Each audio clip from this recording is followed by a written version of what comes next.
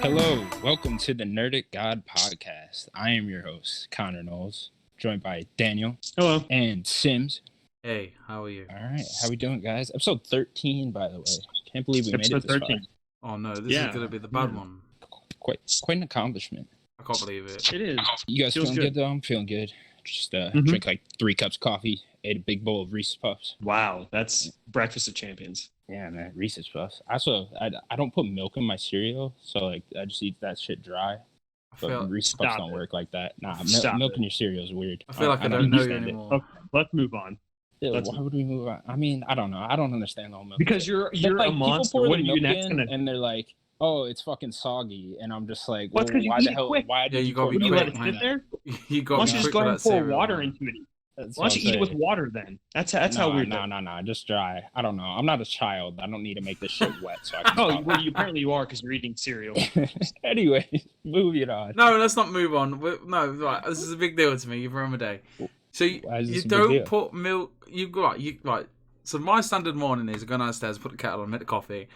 The shit instant coffee, right? Put the milk in the cereal, right? Then it's ticking time bomb. All right, there's 20 seconds. There's 20 seconds. I've got to go to the sofa. I've got to turn the telly on. I've got to find whatever I want to watch. I'll put Animal Crossing on. Right now it's Better Call Saul. Put it on. Boom. Cereal time. Crunch, crunch, crunch. If it's soggy, then I'm starting again.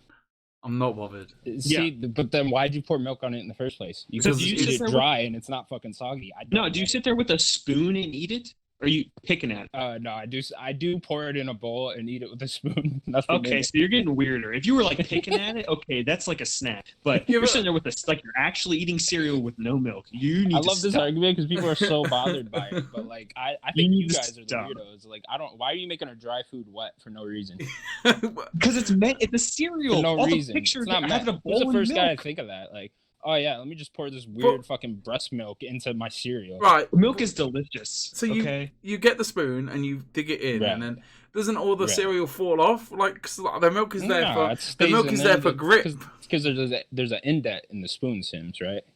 So, not in the UK. We just use flat spoon.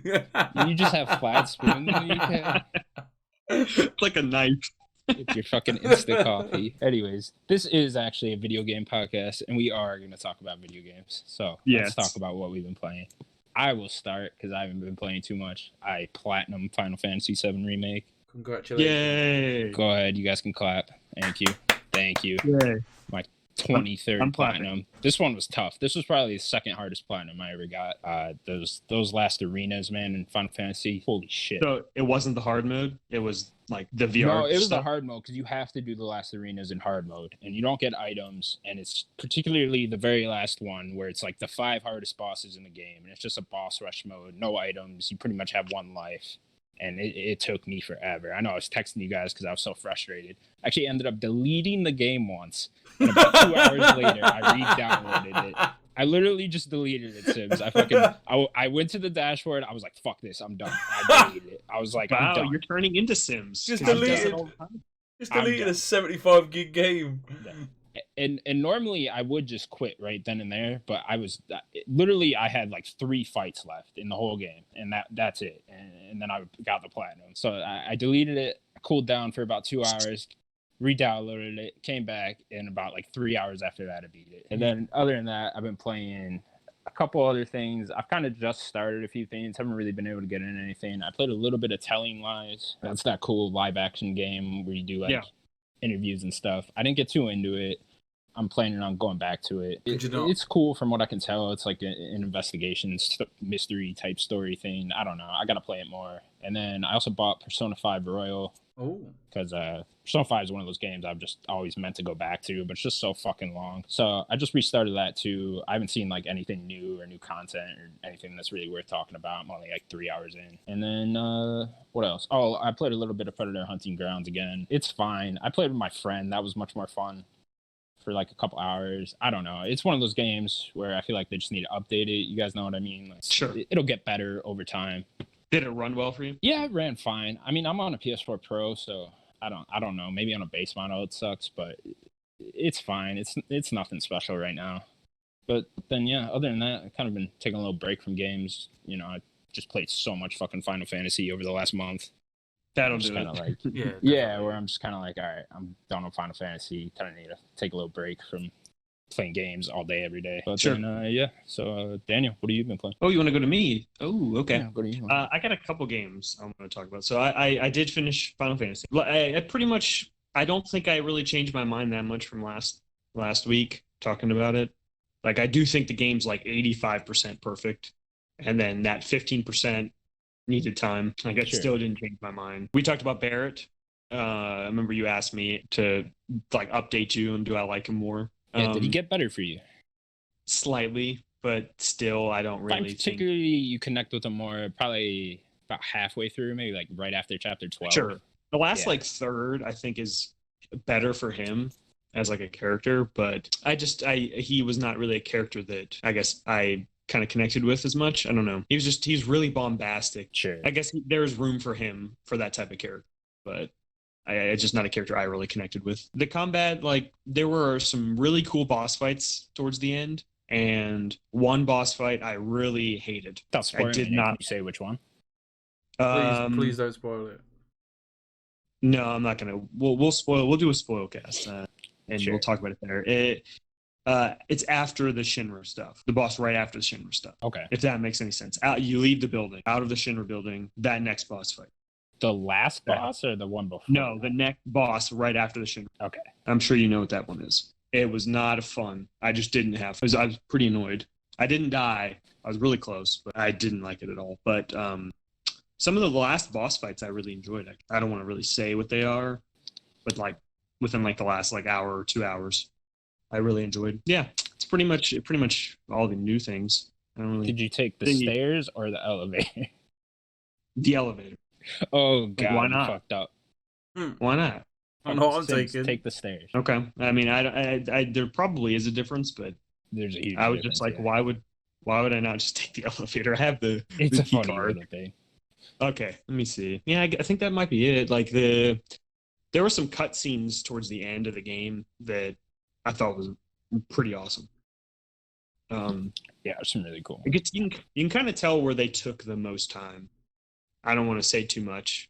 How did you feel about the ending overall? Obviously, don't spoil anything. No, of course. I guess overall, I would say I'm satisfied, excited for the next part, but it is a mess, and it is. I mean, this isn't gonna sound. It might sound negative, but I'm not trying to be negative. It's a hot mess, the end, but in the best way. I guess, if that makes any sense. It is all over the place, crazy, but I guess where it ultimately ends, I am looking forward to part 2. Nice. You want to put a score on it? Sure. I would probably say this is a 9, and I would say if they were to take more time, it'd probably be a 9.5, almost borderline, but I think with what it is and the ending, I think it's a 9. Oh, one more thing. The music, just unreal. Fantastic. Incredible. Right? Unreal. Like, I know I was messaging you guys about like a couple songs or whatever this weekend, but were you going to say something, Sims? No, I'm reading my notes for my bit in a minute, and I wrote something down. That just made me laugh. I'm sorry. Okay. But the music is just fantastic. Like, top 5 music ever in video games. Like, easy. Like, it's not even close. Like, it's just better than most games. Almost for sure. Yeah, I don't know what they're doing, but man, they're on point with their music. I mean, I love very orchestral. I mean, MCU does a lot of it too. I love that orchestral sound. It's great.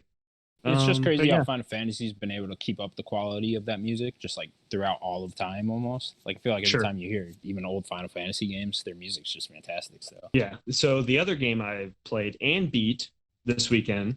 Because I was pretty close to beating Final Fantasy with Streets of Rage 4. It came out on Game Pass, day and date, and it's not a very long game. I've heard. I don't know if you guys are familiar with Streets of Rage at all. No, I know we were talking about this earlier, and I was gonna just ask, but I figured we'd save it for this. But what the hell is Streets of Rage 4? Because I honestly have no idea. You never heard of the franchise at all? Like vaguely, but like I really couldn't tell you like what it is. Didn't you own a Sega? It's a 2D brawler. Yeah. It was huge on Sega Genesis. It was really like the big reason to have Sega, or one of them. Oh, this goes way back then. Okay. Yeah. Yes. It's donkeys years old. Were you gonna say Sims? It's old. It's an old game. Old franchise. Yeah, very old franchise. Is this like a comeback for this franchise? Definitely. Yeah. And okay. I am very positive on this game. I didn't expect it to be, but the music, again, we just talked about Final Fantasy music. The music in this game is awesome. If you don't want to play the game, just go look up the soundtrack because it's really good. They got the composers from the previous games, and I guess they kind of did like a newer style music, but it's really good. The art style is amazing. It's not pixel art, which is kind of a little sad. I'd prefer maybe more pixel art, but it kind of has this like hand-drawn kind of anime style, and it fits really well. So what's the gameplay like?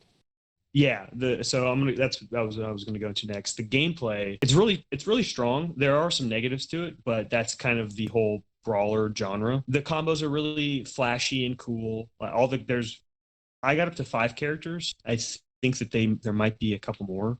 I didn't unlock them. They all like have their own different play styles and stuff. Kind of like they're not that much.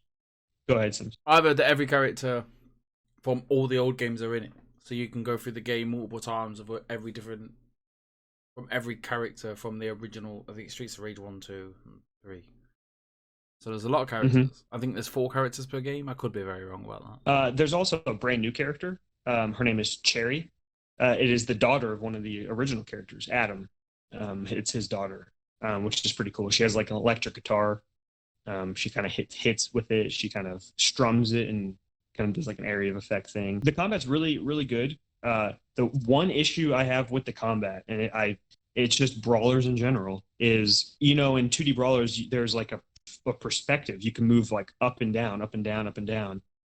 So it's kind of hard to tell where the enemy is. Like sometimes I feel like I'm punching or kicking an enemy and it misses, and then they'll just punch me, and then I just lose a bunch of health or something. They're like slightly below you, kind of, and you just kind of can't tell. Yeah. And then like they'll still somehow hit me though, but I miss them, and then it just gets really frustrating. So just frustrated by like your placement on the map. Yeah, and I think that's just the brawler genre. It's just kind of hard with that perspective. And then there's one level, and it's not even the whole part of the level. It's like you're on these docks, okay? Wait for this dock level if you play this, okay? It's a stupid docks. I think it's level 4 or 5. Maybe level 4. There are these holes in these docks, and people will knock you into the hole, and it takes like so much of your life away, and you just kind of put back onto the dock after you fall in the hole. And I lost so many lives because of the stupid holes in these docks. It was so annoying. So how long was it again? So there are 12 stages. They kind of vary in kind of the length. Like there's a couple that are pretty short, and then there's a couple that are a little longer. It took me maybe 3 to 4 hours, I think, to beat it. I guess depending on the difficulty. Especially and if you're playing off gameplay. Yeah. It's just it's just level boss fight. And there are kind of like little mini bosses that they kind of use. They'll throw them in later as like a normal enemy, right? So you see him and he just, oh man, this is a mini boss, and then they'll kind of sporadically have them throughout the rest of the level. That's cool. Yeah, and then there'll be a main boss. Yeah, it's great. I guess I could put a score on this one. I'd probably give this an 8.5. I'd say maybe for a little longer. Getting 2 scores from Daniel. Yeah, I get 2 scores today. I'd probably say an 8.5. Really good. Do you know how much the game costs, like regularly? No, I don't. You don't? I think it's over here. It's like £17 on the PlayStation Store. Okay. So probably like 20 here. Yeah, that's a great deal. If it is $20, that's a great deal. I played it on Game Pass, so I'm not too sure. But yeah, and I didn't play co-op. I think this game co-op would be so much. I would love to try co-op. It's the only thing I didn't do. And there's some other modes I didn't really care about. There's like a fighting mode where you could just have 2 people and you just fight each other, which is pretty cool. There is online. You could just hop into somebody's level, help them out. But yeah, an 8.5. I think that's a pretty good score. Solid 8.5 from Daniel. All right, Sims, tell me how much you love Jesse. Oh, you love. I have one more. I got one more game. So I played a lot of games this week, and this is a game that has been for at least a year. I've been playing on and off with my friend. is Guacamelee. Me and him have been co-oping it, and we finally beat it a couple days ago. I love the first one. I haven't gotten into the second one yet. Yeah.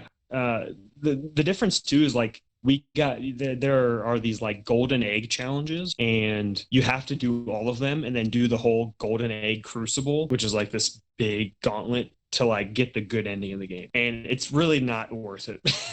I'm gonna be honest. Me and my friend were so frustrated at this game because it's a game that we loved so much because we both co-opted the first one, and then we went to this one. And I think where Guacamelee loses so much of its charm is through its platform. I think that's the weakest part of Guacamelee. To me, Guacamelee is so great at the combat. All these cool different moves that you can do with your B move. You can go up, down, they all do something different. The grapples and stuff, and then the switching of the perspective. Like, that's the fun part. But then you get to the platforming, and it's just, I don't think it feels as good as the combat. Really. Yeah, I always remember the platforming feeling like too heavy, if that makes sense, like you fall too quickly. Definitely. Yeah. It is definitely. It would just end up being annoying. Yeah, then if you play 2, do not do the golden egg stuff. There's like 2 you do for like the main story, but then there's 3 others. And then they have like platforming. It's not worth it, like the frustration. Sure. I mean, if you really want to do it to try to get the good ending, it's really frustrating. But yeah, I love the style of those games. Oh yeah, the game is great. Like, if you have not played Guacamelee 1 and 2, go play them. They're amazing. I gotta get around it too, definitely. Okay, now then, Sims. Now tell me how much you love Jesse. Go ahead, tell me. I got bad news. My friend. Oh, he's a Tifa man. He's an Aerith man. I'm not decided yet. So I started the game on Saturday night. Had a bit too much wine. Fell asleep in the Mako reactor a bit. So like, as the time was ticking, I was sleeping. Not due to the game, just due to me just being tired. Oh no! I just woke up. I was like, I've got 5 minutes left. Oh dear. So I am enjoying it. So I've got some thoughts and impressions so far. So with the Mako reactor, it's very for the first bit of the game. They do a great job of introducing the characters that you're with. So we've got Barrett, Biggs, and I always forget the other guy. Jesse, Wedge. Biggs, Wedge, and Barrett. And Jesse. That's the gang. That's the gang. So the tutorial is great. It stops everything. It tells you in great detail what you do, what you need to do. I found out what classic, because I went on the classic mode and I found out what that actually is. It's the same as easy mode, but your character will fight automatically. And then obviously that will give you time for the ATV meter to fill up. And then you can go into the command center. Is it command center? Command options? One of the yeah, whatever. Yeah, something like that. So you press X, and then obviously you can do special moves. I'm not a fan. I pretty much fight anyway on my own, so I take over that. But I figured out what the difference was, which is good if you. I think that's what they meant by that. Mode was supposed to be the replacement for the turn-based. Yes. So you don't have to worry too much about it, which is great. It's helpful, especially for me. I felt like there was no way that mode would like appease the people that wanted like this to just be a full-on turn-based game. Oh no, completely. Yeah. The camera's janky. I wasn't a fan. Sometimes it can get stuck in a corner, and you're just like, oh god.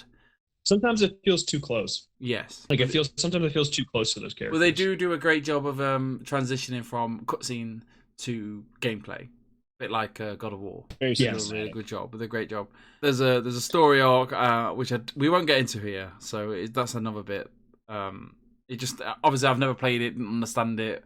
But obviously something happens, and then the bad guys add to it, and I'm just like, why? The world building, like the after what had happened, in the slums, everyone's not even in the slums. Like when you're walking through the city, everyone's upset. Everyone's there's kids everywhere. There's people are just questioning what's happened, and you can feel great loss in the city of like what has just happened. After the reactor. With Jessie, she's just horny. She just wants to fuck. She's just straight. To be fair, everyone is horny for Cloud. To be fair, like even Barrett, like everyone is. Like Cloud's just irresistible. Even those cats. Yeah, we'll get to the cats in a minute. Back when you were in a train going to the slums, more context, really, more world building. Like you meet the Shinra middle management. the guy's title was Shinra middle management. It's like, wow, this guy's a nobody. Fucking loser. I was like, I'll put down maybe the Shinra employees are brainwashed. Maybe, I don't know. I'll probably find more context later on. And with Barrett, I enjoyed who Barrett is. He believes in what he's doing. Like he believes that he's doing it for the greater good. Like he wants to take down Shinra. I believe. And obviously I don't know too much, so I'm taking bits every time I hear any dialogue. He's always like he wants to be the center of attention. He believes he's a great leader. Maybe the way he does. Yeah, goes very about bombastic. Yeah, very great. Chapter 3. I mean, this is chapter 3 now. The slums are absolutely breathtaking. Like, first time you meet them, you arrive in the dark, which is fantastic. All the light and the neon signs. It was great. I enjoyed it. The soundtrack, absolutely fantastic. Like, everyone's got their own individual soundtrack. Everyone's got their own individual score. It's incredible. Tifa uses her looks to get out of debt. So I believe, what does she do? She says something. I was noticing like a lot of the males were commenting on Tifa, of the slums. A lot of people were. How couldn't you? Yeah, they better watch out because that's Cloud's girl. You know what I mean? Pretty sure Cloud ends up with Aerith. What's up? Pretty sure Cloud ends up with Aerith. I've got here. I'm not gonna comment on that. I've got here Marco 49. We'll talk more at the spoiler. I don't know what that means. I'm blanking on that. The big. As I was walking through the slums, I was my question was, why am I the only one with a sword? Like I was like, why am I the only one with this big sword? Like everyone's carrying Uzis and shit. No one else has that. And then obviously when it got to Tifa's gameplay, she's completely. I thought she was the healer of the group, but I thought she's just gonna stand back. But no, she's badass. Like she's kicking some sweet ass, awesome. Man. She got that sweet ass uppercut. The going back to, she feels great. I think it's one of Daniel's critiques of the game is the NPCs, the character models are questionable. Like, yeah, your characters just look like gods compared to them. Going back to what I said about the NPCs, they want to fuck Tifa. Everybody wants to fuck a bit of Tifa. And then this bit that made me laugh earlier, I was Clad wants nothing to do with these side quests. Just like, no, he doesn't. He's no interest. It's like, can you find my cats? And he's like, no, fuck off. Not a chance. With and then how do you like the side questions? I've done the lot in the chapter 3 in the slums. Is it chapter 3? Yeah, it would have been chapter 3. Yeah, I did them all. I beat the rats. Or they're very minuscule side quests at the moment. So I found the cats. I struggled to find one of the cats. Yeah, they're annoying. The one under the. I was about to ring you guys. I was like, listen, I that stupid one in like that tunnel. Yes, area. That's the one I couldn't find. But when this woman was like, "What are you doing in there?" I was like, "That's something to do with me." That is. With I had to redo that chapter like 3 times for the platinum, and each time I'm not leaving no chapter until I've done them side quests. That's my aim. I'm a big fan of side quests. I've got here fucking cats. There's just cats everywhere. I don't understand why. And there was this bit I was questioning, maybe is this in the main game where one of the is it the Shinra guards? Is it the Shinra guards? Am I talking right? The guards. No, you're right. Shinra, sure. So the Shinra guards took this random bloke and they were like, "Oh, he's a talker." So obviously you had to go sort that out. And there was a stealth sequence. No, I wouldn't say stealth, but they were like, Clad was like crouched behind this like box, and I was like stealth with that haircut and sword. Sword's sticking out like a sword thorn. Just sticking out. And his haircut. The best part, I mentioned this to you guys in the chat, was like having the option. I didn't choose it at first. It was like having the option to return back to the quest giver. So you complete a quest, and then it was like you complete the quest. You want to go back to the quest giver. So then I was like, well, no, because I would like to look around this area. And then it got to a point where I was like, is it worth it? Because half the time you're searching and you find nothing, which was a bit frustrating. Because I always like to go the opposite way that I should have, and maybe find some sweet loot. But I don't know. Sometimes it's like, what's the point? Yeah, a lot of times they take you through like the whole area. Don't get me wrong, it was enjoyable. Like like you said, having the options like, do you want to go back to the quest giver? I was like, this is brilliant. And I've not chose it. I've gone back to the camera. Chadley gives me the creeps. Chadley, the guy with the Shanley, whatever. Like, gives me the he's a little weird. Gives me heebie-jeebies. Camera, going back to the camera. Trash. I got Why have I put fucking cats twice? This is how much they annoyed me. Cats. You just love those cats. Fucking cats. Why am I doing all this stuff? I think it went back to the side quests. Mole. The old lady that runs the hotel. I've got Mole. Marrow, yeah. Marrow wants Tifa to get the D. Like she's like, Clyde, you gotta look after her, yeah? She's like, she's gonna join in. Yes. Yeah, that was her plan all along. Yeah, she's gonna film it. The biggest question I had. So I'm sat in this. Is it the saloon in the bar? Yeah. Seventh Heaven. Barrett's like, we don't need you anymore. Everyone's avoiding this money. Everyone's like, you're not getting paid yet. Tifa's like, you need. Oh, that was it. Tifa's like, you need to go and do all these filters. And this is the point where I was like, why am I even doing all this? Everyone's like, oh, we'll get you money. To do more shit for the money we owe you. We'll get you more money. I was like, hold on a minute. So anyway, in this cutscene, I'm getting told I'm not wanted, and then all of a sudden they go on this pinball machine and they just start disappearing. My biggest question was like, where does this pinball machine go? Like, I really want to know. I need to know about this thing. No, that's a great fucking question. Where does it go? Like, why are they going down there? Spoiler: you don't ever find out. Why? You do go down there in the original. Well, I bought the original. This way. I'll stop talking in a minute. Characters are great. I got my money finally. I've got. I think this is back to Barrett saying doesn't want me anymore. I was like Barrett's a bit of a cunt. And then I've got the biggest question of the game is who will Cloud bang, Tifa or Jessie? I've not met Aerith yet. Well, I've met her once. Oh, I haven't met her. Wedge. Chapter 4 starts great. I mean, it could be Barrett. Chapter 4 is great. It starts like I'm like bikes. I'm in. And then I met Roche or Roach? Is it Roach? Roche. Yeah, Roche. I was like a bit of a douchebag, but he seems clued up because he has a big sword. That guy was a fucking awesome. I was like, I did my bit is I wrote here it says Roach is a bit of a douchebag, but he seems clued up because he's got a big sword. Right. I didn't really care for Roche. Again, that part was hilarious. Again, I mean, it was fun, but like it was wacky. Again, why so many cats? Like I've not realised I've wrote this down 3 times. Jesse's reasoning. So there was a bit of a backstory with Jesse. I think Biggs and Wedge mentioned why Jesse joined Avalanche, which was I felt was really good storytelling. Biggs, that was great. Biggs and Wedge, the most annoying people in the world. Can't stand them. Wedge is the voice of Badger from Breaking Bad. Sims. I thought so. He was proper bugging me. I was like, I know that voice. The camera work is incredible. It's funny because I didn't really like him either until I learned that. Then I was like, okay, I like him more. I'll read these better next time. Wedge is fine. Wedge and Biggs are fine. Oh, they just annoyed me. I think I don't know. The camera work. Going back to having you're in a cutscene and all of a sudden you're straight back into. There's no loading. It's just you're straight into the gameplay, which is great. Which is what you need in a game. Fucking cats again. Why am I keep writing about these cats? I fought Roach again. I was like, yeah, swag. So what chapter are you on, The Sims? I am. I'm pretty early still. I really hope the rest of your impressions are like this detailed. Because we're gonna go through this whole fucking. Oh no, yeah, definitely.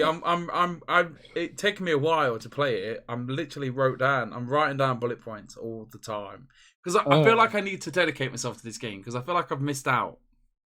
Do you want to stick with it? Like, are you enjoying Yes, it? I am 100%. Yeah, I'm okay. in. Couldn't really tell. Yes, I'm not really a big fan of these Japanese games. I'm into the story. Like I said, going back to what I was talking about, Jessie, her reasonings, Tifa, her reasonings. There's she's doubting herself. Jessie doubts herself due to the Mako reactor exploding the way it did. My last note is Jessie's the worst female ever. She's so annoying. You're the worst female ever. Other than that, that's where I'm at. I think I can't remember. Oh, I've just woke up and there's all these creepy ghost things flying about. Yes, they are. And that's where I'm at. I've left it at that. I turned it off last night. I'm struggling to get time to play it. Like, there's always something going on in this house at the moment. I am enjoying it. I'm enjoying taking the game like this detail. This is great. I'm enjoying taking these notes, and then obviously I'm going to take these notes. I'm going to play the original, and then compare it. I feel like I'm in this like really creative mood at the moment. I really want to write stuff down. I was talking to you about these notes that I talk about the podcast. I'm just in this like very. I think it all started when I was trying to homeschool my kids, and I was like writing stuff down. I was like, I like this writing malarkey. Going back to the game, it's brilliant. I feel like I'm making up for something that I didn't do, and I want to continue. I'm going to continue. I need a good day on it, and at the moment, I have no time. Hopefully, when all this coronavirus bollocks is over, the kids can go to the grandparents, and we can get the break that we need after 8 weeks. Because being a parent is hard, and I'm just gonna slob out and play as much as I can. I know I'm quite early. Unfortunately, the iPlay game is quite slow. So this is going to be maybe another 2-3 more podcasts worth of chapter 5, 6, 7, 8, 9, 10, 11, 12. And I've watched it. If you do 4 a week, I mean, I'm hoping to do 1 a night, but obviously, I think all the chapters depend. I watched the tips and tricks video this morning. It does look like it getting a bit more complex. Yeah, that's it. I mean, you're just in the beginning for majority of it. More Animal Crossing. I'm not going to bore you with that. Tom Nook still getting those bells. Still rinsing me, man. Still rinsing you. All right, Still rinsing me. You guys want to move on to the news? Of course we do. Anyone else? Okay, cool. Well, let's just kick things off with the Inside Xbox event that just happened today. Did it just? So, I guess first of all, just what are you guys' overall impressions on it? I'll go first. I was fine with it. I thought it was decent for what it was. I wasn't expecting too much. Maybe I was expecting a little bit more than what they actually showed. But overall, it was fine. I thought the format was cool. Just going back and forth between everyone, and then to the different developers, and they even had different hosts and stuff. I also thought it was kind of funny too. Like they put a good sense of humor in it, which I don't normally see from Xbox things. Like that fridge joke in the beginning with the Xbox, that was a good one. And then the Master Chief helmet. Maybe it's just that. What's his name? Aaron something. Aaron Greenberg. Yeah. Yeah. Maybe it's just him, but he had a really good sense of humor about the whole thing. I wish there was one more like big surprise type thing, maybe, or just some other big type of game, maybe like a Cyberpunk or something. Or I was telling Daniel earlier, like this would have been a cool place to like reveal the Batman game or something like that at the end. Something like that. But overall, I'm not like too disappointed by it. I'm also not too thrilled by it. What do you guys think? I think is it like you going back to the format. I think it's a first step to, with the way the world is. This is what we're going to expect over the next 3 months with the games, with the Summer Games Fest. We're going to be seeing this format a lot now. It's going to be game developer talking, game, maybe a couple of games, game the developer talking, and they handled it really well. And it's hard for them, especially to produce a video just like that. It's to put it all together. Obviously, it's a lot of communication. Normally, with E3, it's a couple of emails. Meet you here. We'll do a rehearsal, and then we'll go live with it. And everyone could talk face to face. So obviously, putting it all together, then recording. They have to record these interviews. Then they send the assets of all the videos. It's incredibly difficult. Yeah, you gotta imagine now with all this stuff going on, it's hard to just put these events together. Xbox were very transparent with, they're gonna be third parties. So obviously, with our third parties, you think you're Ubisoft. Last week I said that we'd see Cyberpunk. Obviously, that was squashed midweek. They said, look, we've got something going on the 11th of June. Okay, that's fine. We know we're not going to see it at the Xbox. You got your own little press conference. Are they press conferences anymore? Who knows? Just events. Well, it's maybe their segment that would be in an Xbox or a PlayStation. Daniel. It seems like all the third parties are probably doing their own event. The big ones, Ubisoft, EA. They're probably all just going to... I just expected the big ones. I'm a bit disappointed because I wouldn't even say they were big. Were they big ones? There's maybe two that stood out for me. Bright Memory Infinite. I as soon as that game started, I was like, we'll get into all of it. We'll roll through a list. This is Crysis. Anyway, I was disappointed. Maybe I'd built myself up. It was something to look forward to with all this bollocks.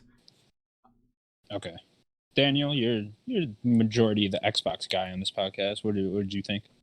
I mean, I don't know if I am the Xbox guy. I do like to play. If anyone's the Xbox guy here, it's you. I guess, sure. I mean, I guess I primarily play there, but whatever. I think that the event was pretty much what they said it was going to be. I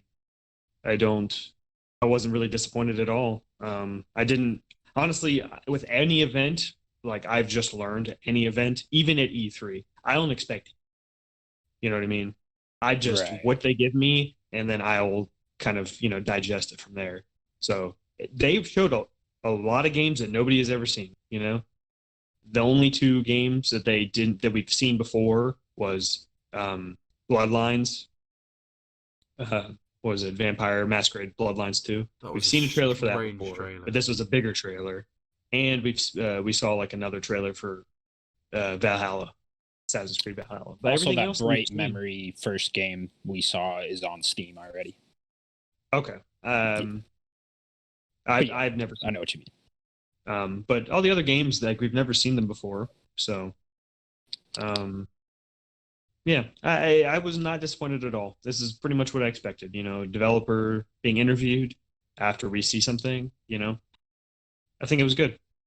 Maybe not real good. Quick before we get into like the details of what happened. What are your guys' like next gen plans? Do you guys plan on getting like one or the other? Do you guys want both? Or are you guys gonna like sit and wait on both of them? I want Daniel. Yeah. If I can afford both of them, I will 100% get both. Yeah, I try to play. Yeah, I try to play everything. I used to only, back with like really early 360 days, and I guess the original Xbox, I never really cared about the broad games. I just didn't. It was not my thing. I played Halo, but going into really this generation, kind of the end of the 360, I was like, wow, I am really missing out on just fantastic games. So I can't do that. I don't want to do that. So that's when I bought PlayStation 4 is really my first PlayStation that I've owned. I have played other ones. And the Switch is really kind of the first main Nintendo console I've owned. I have owned a bunch of the handhelds, but I do plan on getting both PS5 and Xbox Series X. Sims. Definitely, yeah. We're quite privileged, really. Natalie's mum and dad quite well off. So obviously, what do you want for your Christmas? PlayStation, and then we'll probably get the Xbox as soon as we can. We'll try. We definitely want everything. Whether it be for Christmas, and I'll have to wait a couple of months until when they come out, so be it. Well, I don't think at the beginning you're going to be missing out anyway. I think half of these games will be already out on the PlayStation 4. I don't think it's too much of a miss to wait a couple more months after. Connor. What's that? I would like to know. I don't mean to interrupt, Sims. I would like to know, because I know you for the most part are primarily PS4. Right. And I know you've played Xbox. We've talked about you playing. I think it was your brother's. Do you plan on is anything from the Series X like saying, hey, do you want to get this? Yeah. So I mean, last gen I was completely a 360 guy. I didn't even get a PS3 until 2012. Yeah. So I mean, I go back and forth. I hold no alliances to either of these. But sure. I full on plan on getting both. Right now, honestly, I'm leaning towards getting the Xbox at launch and then waiting on the PS5, because I don't think PS5 is going to have like a big exclusive, at launch, where it's like I got to play that. They could come out and be like, "Oh, Horizon 2 is coming out at launch," and it's like, "Oh, I'm getting a PS5 day one." Then. Sure. But right now, I mean, Halo is coming out day one on the Xbox, and I mean, I could just borrow my brother's Xbox One, but his is like an original Xbox One. I don't know if I want to play Halo Infinite on that, and I do kind of need an Xbox still. So yeah, right now I'm leaning towards getting an Xbox at launch, and then probably waiting for the first big PS5 game, which I imagine would be that spring, like 2021 spring. Probably March. So unless PS5 comes out and announce something like, even like a Ratchet and Clank, though, would persuade me to get the PS5 first. I do like that series, so it could be something simple like that too. But yeah, right now I'm leaning towards getting an Xbox at launch and then waiting on the PS5. Okay. Yeah. See, I did not know that you had played the 360. I just assumed that you were mostly a PlayStation person. Oh yeah, no, I was all on 360 until like 2012. Yeah, but really this gen I moved like completely over to PlayStation. Yeah. Okay, cool. So let's get into like what was actually at the event. We'll start off with Yeah. Bright Memory Infinite was that first game they showed. This looked pretty cool. Okay. This was that first person shooter, kind of looked Titanfall-y with like melee combat. That's what I was looking, especially with the wall run. Yeah, especially with the wall running and then that melee combat. That surprised me. That looked really cool. And then they said it's made by one guy, and I was like, holy that shit. was crazy. Yeah, I was like, what the fuck are you guys talking about? What did you guys think of it though? The one thing that stood out to me was, so he's like, it looks like Titanfall or whatever, or some sort of Call of Duty futuristic shooter, and then he like runs into this field or whatever. He pulls out a shotgun, then it's just like some sort of Spartan with a shieldless sword, and then he pulls out a sword. Yeah, I did not. That moment, I was just like, "What is going on here?" I was like, "What? Yeah, what error is this?" Like, Right. Yeah, and then he like calls a car, and then it's like a kit car. It's the DeLorean. And he just rides away. Straight up Back to the Future. Yeah, I mean, it seemed interesting. We don't know like anything really about the game, but it looked really cool. So this is actually on Steam. There's like a episode 1 of it on Steam right now, which I'd never heard of it, which is kind of weird. You would think one of us would have heard of this by now, but just one of those games lost in Steam on Steam. Yeah. It's great though that Microsoft has, or I can't remember. I can't remember the name of the publisher or developer of the game. Yeah, let me see if I have it here. It's by FYQD Studio in China. Yeah, it was one Chinese guy. Yeah, so it's developed by one person, which is just amazing. It's fantastic. If one person's made that game, it's that. To be fair, that was one of my favorite games of the day. Like, it was really. I thought it was Crysis, and I thought, oh, they've got a female character, and yeah, I thought it was Cyberpunk at first. I was like, what is going on with Cyberpunk? It looks weird. I'm in on that one, definitely, 100%. Yeah, I think it looked cool as well. I believe that one was also coming to Game Pass, so I mean, that's why I kind of thought with a lot of these, where it's like, well, if they're on Game Pass, I would definitely try these. Correct me if I'm wrong, I think all of that said Game Pass, coming to Game Pass. I don't think a lot of them did. I don't know. I didn't see it for all of them. Okay. Yeah. Okay, so then the next game they showed was Dirt 5. I believe this just got announced there, right? Yeah. Yeah. So, yeah, you guys into racing games at all? Dirt series, anyone played them? Not really. Not really. I would play Forza before I'd play Dirt. Sure, I would too. And then it looks cool though. Like, nothing against Dirt. That was cool. It looked really cool. Good graphics. Troy Baker and Nolan North are in it. Oh yeah, Troy Baker. Okay. And gotta get in every game. He's the talking car. It's good.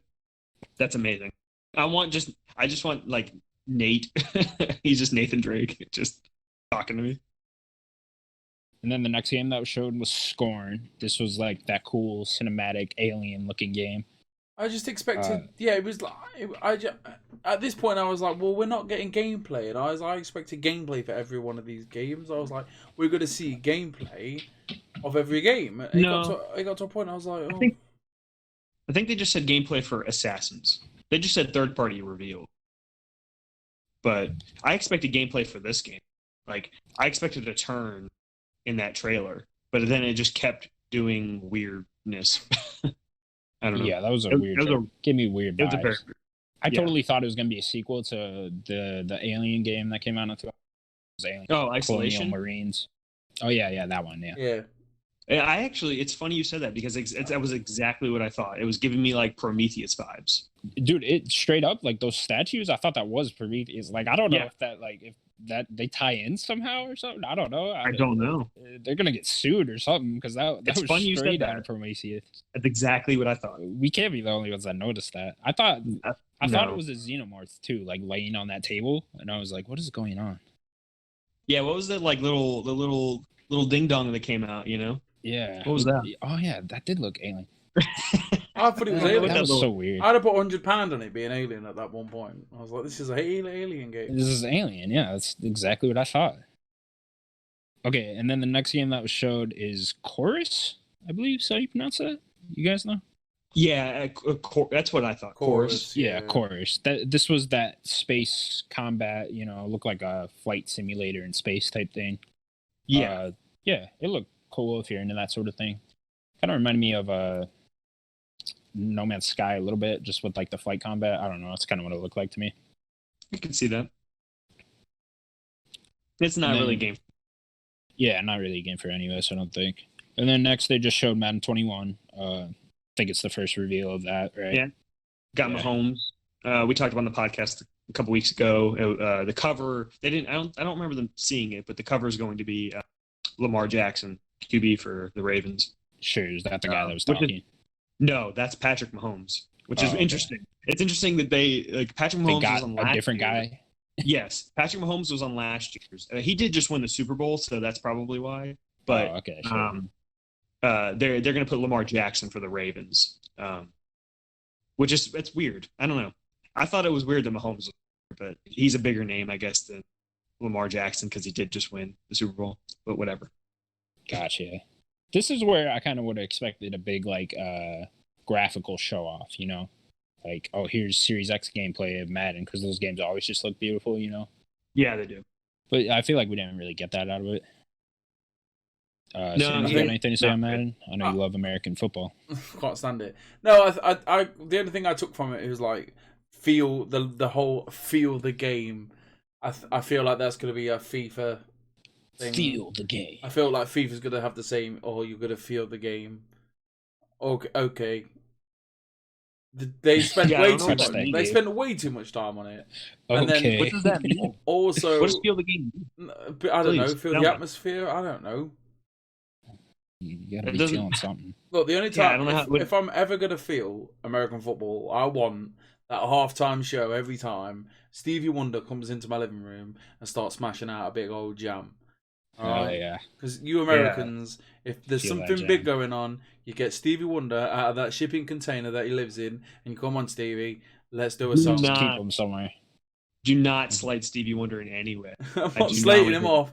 I like you Stevie said he was Wonder. living in a shipping container. I'm just thinking that you Americans have him tucked away for these big events. I'm like, come on, Stevie. We keep him under the arena. He just pops out. Well, there's something I saw on Twitter about Madden. They said it was something about smart delivery. In the fine print, it says smart delivery. You have to buy the Xbox One version before Christmas, before the new year, and then you have to then redeem or whatever, how it's going to work before the 31st of March for it to actually get the smart play out of it. But then they're saying that it's not being called smart play or whatever it is by EA. It's being called something else. It's probably some weird. It's gonna be some weird EA thing. It's probably not. It sounds like some weird EA thing, because they also announced that they're doing that for PS4 and PS5 games. Yeah, see, it's some weird EA. Yeah, it's weird. Yeah, EA being weird. And then next we have Vampire the Masquerade Bloodlines 2. You guys ever seen the first one or played it? I know about it. Yeah, it's a really old game, I think, right? Like it's like a cult classic. Yeah, I think it's 2000s, but it's like a cool. I thought the character models looked really shitty. Oh man, they looked terrible. Yeah, they looked like capital F font. I think they were just like, I don't know. They look like smudged. They look like they didn't have enough time on the character models. So then when it went over to gameplay in that first person, it looked beautiful. This trailer shouldn't have been in this. They're trying to showcase the power of the X, and yet they've got this kind of graphical power. And now there's a title on IGN right now. It's like, don't be expecting a massive graphical upgrade. I think what the title. You may need to lower your expectations for next gen graphics. I mean, I think that's just false, to be honest. I think with the inclusion of ray tracing, everything's just going to look better. Period. I don't think there's gonna be like that big hey, look at this game. It's gonna blow your fucking mind, Which No, of granted, course. like just with the way it looks, which granted, like I feel like we haven't really had that in years, where like a game's like just blown my mind because Yeah. it's made like such a huge graphical leap. We talked about it like a week ago, 2 weeks ago, about just looking how updating Minecraft with ray tracing, and it's just a different game. Like Minecraft, like it just becomes a different looking game. Like imagine any game that has any good fidelity right now, and then just throw ray tracing into it. This might be a stupid question, but can you see ray tracing just like looking up a YouTube video on it if you don't have like a machine that like has ray tracing? Yeah, go to like Digital Foundry has a lot of like comparison stuff. Okay. I mean, it's I could look up, just go on YouTube and it's just not look gonna, up ray tracing. Yeah, you definitely need something that can optimize and look at it, but you can definitely go look at comparison. Sure. Especially in Minecraft. Yeah, like the Minecraft one was crazy. You should go look up that one. That'll really change your mind. Like I think Bloodlines look cool. This game looks like you can kind of do a lot of different things. I'll be interested to actually see more of the story. Yeah, story and like mechanics. I know, because I couldn't even tell you, is this like an RPG? Is this like a linear action type thing? It is an RPG? Okay. Yeah, the first one was. Okay, gotcha. And then next we had Call of the Sea. This was like that really beautiful looking one. Yeah, this looks. Yeah, you guys remember? Yeah, it was kind of just like snippets of different scenery and stuff, but it looked beautiful. I can't tell you where the ray tracing what kind really of game it was. Popped. Yeah, it kind of reminded me of The Witness a little bit. I don't think it's a puzzle game, but just visuals. Yeah, I could see that. Yeah. The story sounded cool. I thought. You guys got any more thoughts on it? It just looked phenomenal. It looked really nice. Like it was one of those games that my partner was like, "This looks good." Do we know who is developing this one? It just says, does not say here. No. Okay, because I don't remember.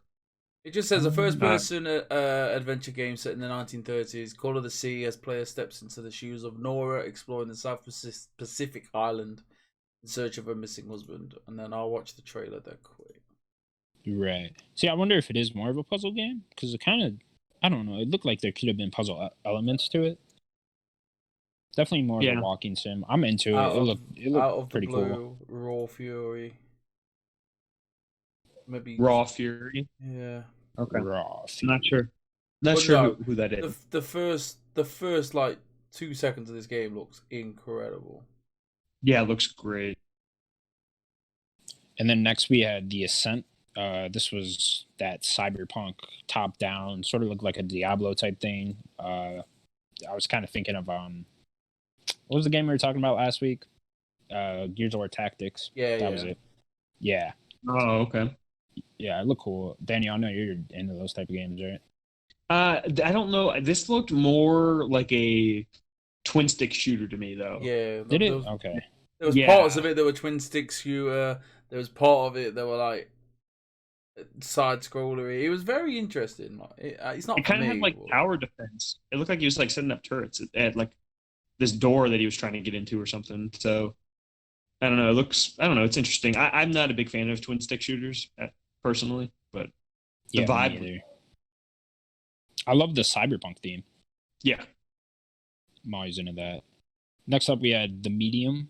This was another horror game. I love that much horror games were in this whole showcase.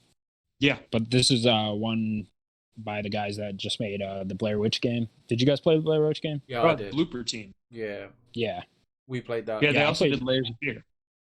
Oh, okay, yeah. Well, I played the Blair Witch game back in October or whatever. Yeah, it was great. I really liked that series, which is weird. I do too. It was good. Like the ending, I thought was bad. I liked all the way up until the end. Yeah, I liked the little puzzles they had in that game. I thought there were some really neat ideas. Pretty smart, actually. I believe these guys made The Observer as well. If you guys ever played that, that was also like a walking simulator type puzzle thing. No, I haven't. No, okay. So this game, it's nice to see what they're making next. Yeah, this is one of the highlights I thought of the whole Inside Xbox thing. This was definitely the game. This was the game of the show. Yeah, you think so? I'm probably with you on that. Yeah. So, like, me and the missus were watching it. Obviously, we're not saying no. And then the soundtrack kicks in. I was like, "This is Silent Hill. This is Silent Hill." And I'm not gonna say it because my missus will start crying her eyes out. My missus is the biggest Silent Hill fan in the world. We have a Silent Hill. We have a Silent Hill clock. All right. Oh God. Awesome. But obviously, then the developer of the game came out. It was like it's being the soundtrack is by, I can't say the Silent Hill guy. The Silent Hill guys, and I was like, that makes sense. But we both thought, fuck, this is Silent Hill, and it could have easily been a Silent Hill game, I think. But this was definitely the game. This was the game that stood out for me, and I'm not a horror guy either. Yeah, I love horror games, so I'll take all the ones you want to throw at me. You know? I do too. Yeah. Even bad horror games, I feel like have a slight advantage for me just because they're horror games. You know. Sure, you like get spooked. Yeah. Okay, and then next we had Scarlet Necklace. This was the Bandai Namco game. This looked kind of like a Platinum game to me. Yeah, I thought that. Yeah, it looked awesome. I love anime stuff. It looked really cool. Yeah, I thought it looked cool too. It looked kind of like Astral Chain a little bit. Yeah. Astral Chain meets Code Vein. That was pretty much what I got. Yeah. Yeah, the combat looked fun. It looked pretty far along too. Did they put a date at that, like a 2020 or anything? I didn't see one, but it probably is. It's all Xbox X stuff, so probably this winter, fall time, maybe. Sure. It doesn't say anything on here. Yeah, I might want to play it. I like Bandai Namco. They make great games. Yeah, again, if it's just sitting on Game Pass, like I'll totally try that. Yeah, exactly. Yeah. Okay, and then next up we had Second Extinction. It's a new first-person shooter game from Avalanche Studios. This looked kind of weird to me. I couldn't really tell like what exactly they were going for here. Yeah, what are the characters doing? That was my question. We're fighting. It seemed almost like a roguelike to me. Where like I don't know, are you just like spawning in different areas? I don't know. This was the game. I was thinking more like. Go ahead. No, this is the game that my missus was really interested. My missus likes dinosaurs as well. I think is Avalanche the studio that made. They made Rage 2. They make Just Cause. Well, there's like two different Avalanches. Yeah, there's two different teams. There's the Just Cause team, and then the team that makes everything else. So right. I got World War Z vibes. I was getting like Left 4 Dead. That's kind of what I was like. Is this like Left 4 Dead? Interesting. Like we're just going on this island and shooting. There's different dinos that are like the different types or whatever, and then you're just killing them. I think you also play as the dinosaurs? Did they show that? I don't think so. Probably not. Typical tropes of a trailer. I think it's just basically you're on an island and you're shooting waves of dinosaurs. It's just instead of zombies, you're getting dinosaurs, and people love dinosaurs. And then obviously the trailer has the trailer tropes of at the end you see the big dinosaur. My missus is in. Yeah, of course. My missus likes a dinosaur, so we're in. So it looked alright. It's just these games weren't blowing me away, and it was annoying me. I don't know if I was expecting something bigger. Anyway, it's not from the makers of World War Z. I thought it was. Yeah, I think part of the problem was Xbox went first with games. They were like, "Oh, these are the next gen games, and that you're first going to see," right? So it's you kind of build up such high expectations with that. Yeah, it was hard to keep you to. Everyone must like. A lot of people are like, trying not to have their expectations, and they were saying, "I'm not, I've not got high expectations." But when it finished, everyone was like, "That was not as good as I thought it'd be." Right. Okay, so then from here on out, I thought this is where it got disappointing for me. So next was Yakuza Like a Dragon, which is a game everyone's seen for a year now, because it's been out in Japan. I don't know if you guys follow Yakuza that closely. This game's been out in Japan since January. So we've seen gameplay of this for a really long time. We knew it was coming to the West. It was announced that it was coming to the West for like a year ago. I'm disappointed in this one because it's turn-based now, which I'm not particularly a fan of turn-based. I think the game looked awesome. It did look good. Yeah, I'm just not in the combat. I mean, they all look cool, I think, but yeah. You guys got anything else to say on it? Not really. I think it looked cool. It looked good. I won't play it, but I was like, well, this is Yakuza. Yeah, this is one you could jump into too if you've never played the games before. It's got a new protagonist and then a whole new combat system. And then last we had the Assassin's Creed Valhalla. This has really disappointed me because this whole time they've been saying the Inside Xbox event with Assassin's Creed Valhalla gameplay, and it was really just different shots of scenery for like 2 minutes, and you couldn't really tell what was gameplay and what was like cinematic cutscene. Yeah, I think everyone expected. I wasn't disappointed.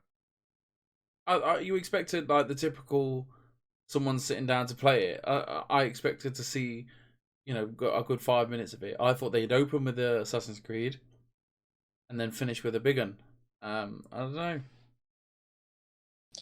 Yeah, I think me and Daniel were talking about this earlier. That whole time when they were talking to the developer thing should have been like gameplay playing over that. Like maybe he's just like infiltrating a base or something simple like that, and the director walks us through that or something.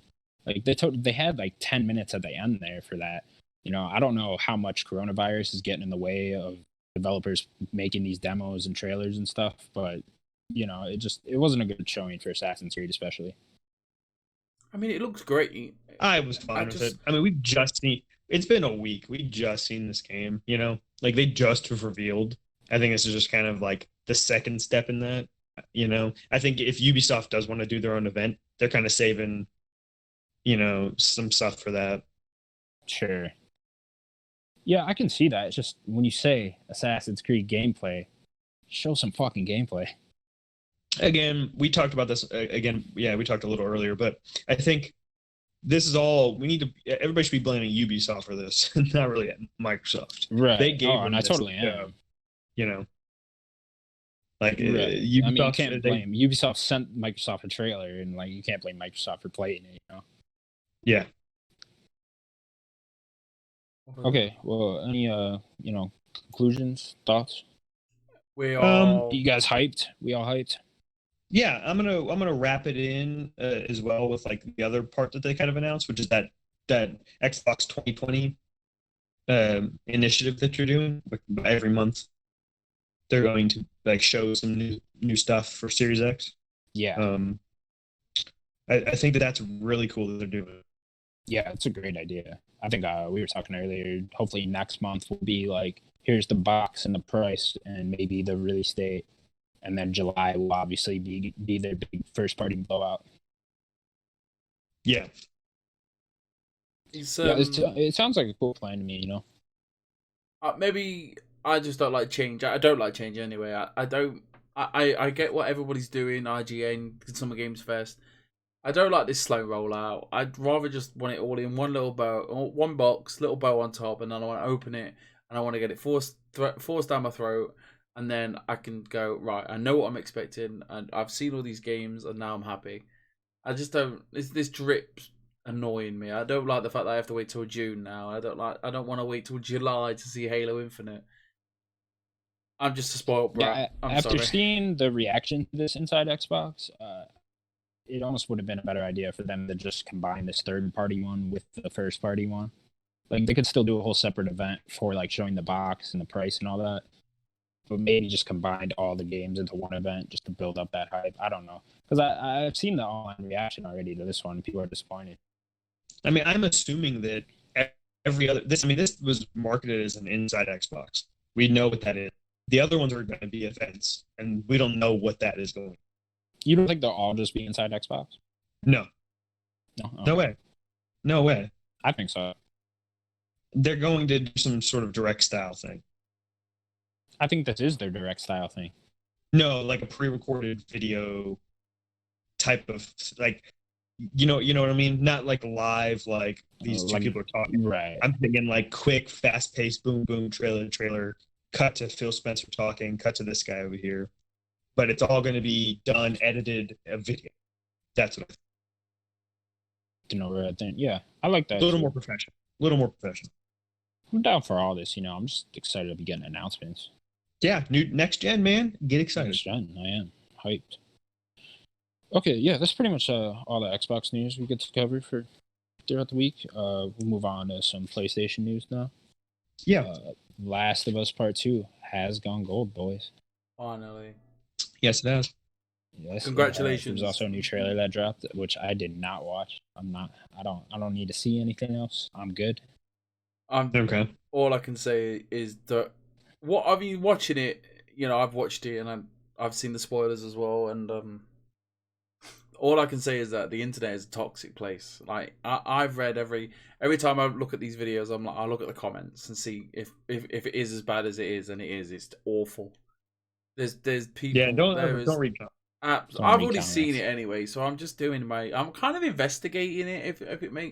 If that makes sense, I'm kind of just like, is the internet as bad as it is? And you go down 2 comments. It's worse. And the people, they're straight to the point as well. This happens. I'm like, why? And I'm just going blocking them, deleting them, and it's awful. Neil Druckmann put out a video, and he said like the game. He seems so proud of this game. Like he says the soundtrack, the gameplay, the world is incredible, and obviously he's going to say that about his own game, and I don't disbelieve him. To go gold under the circumstances we're in, to go gold knowing that these spoilers are out there, it's not.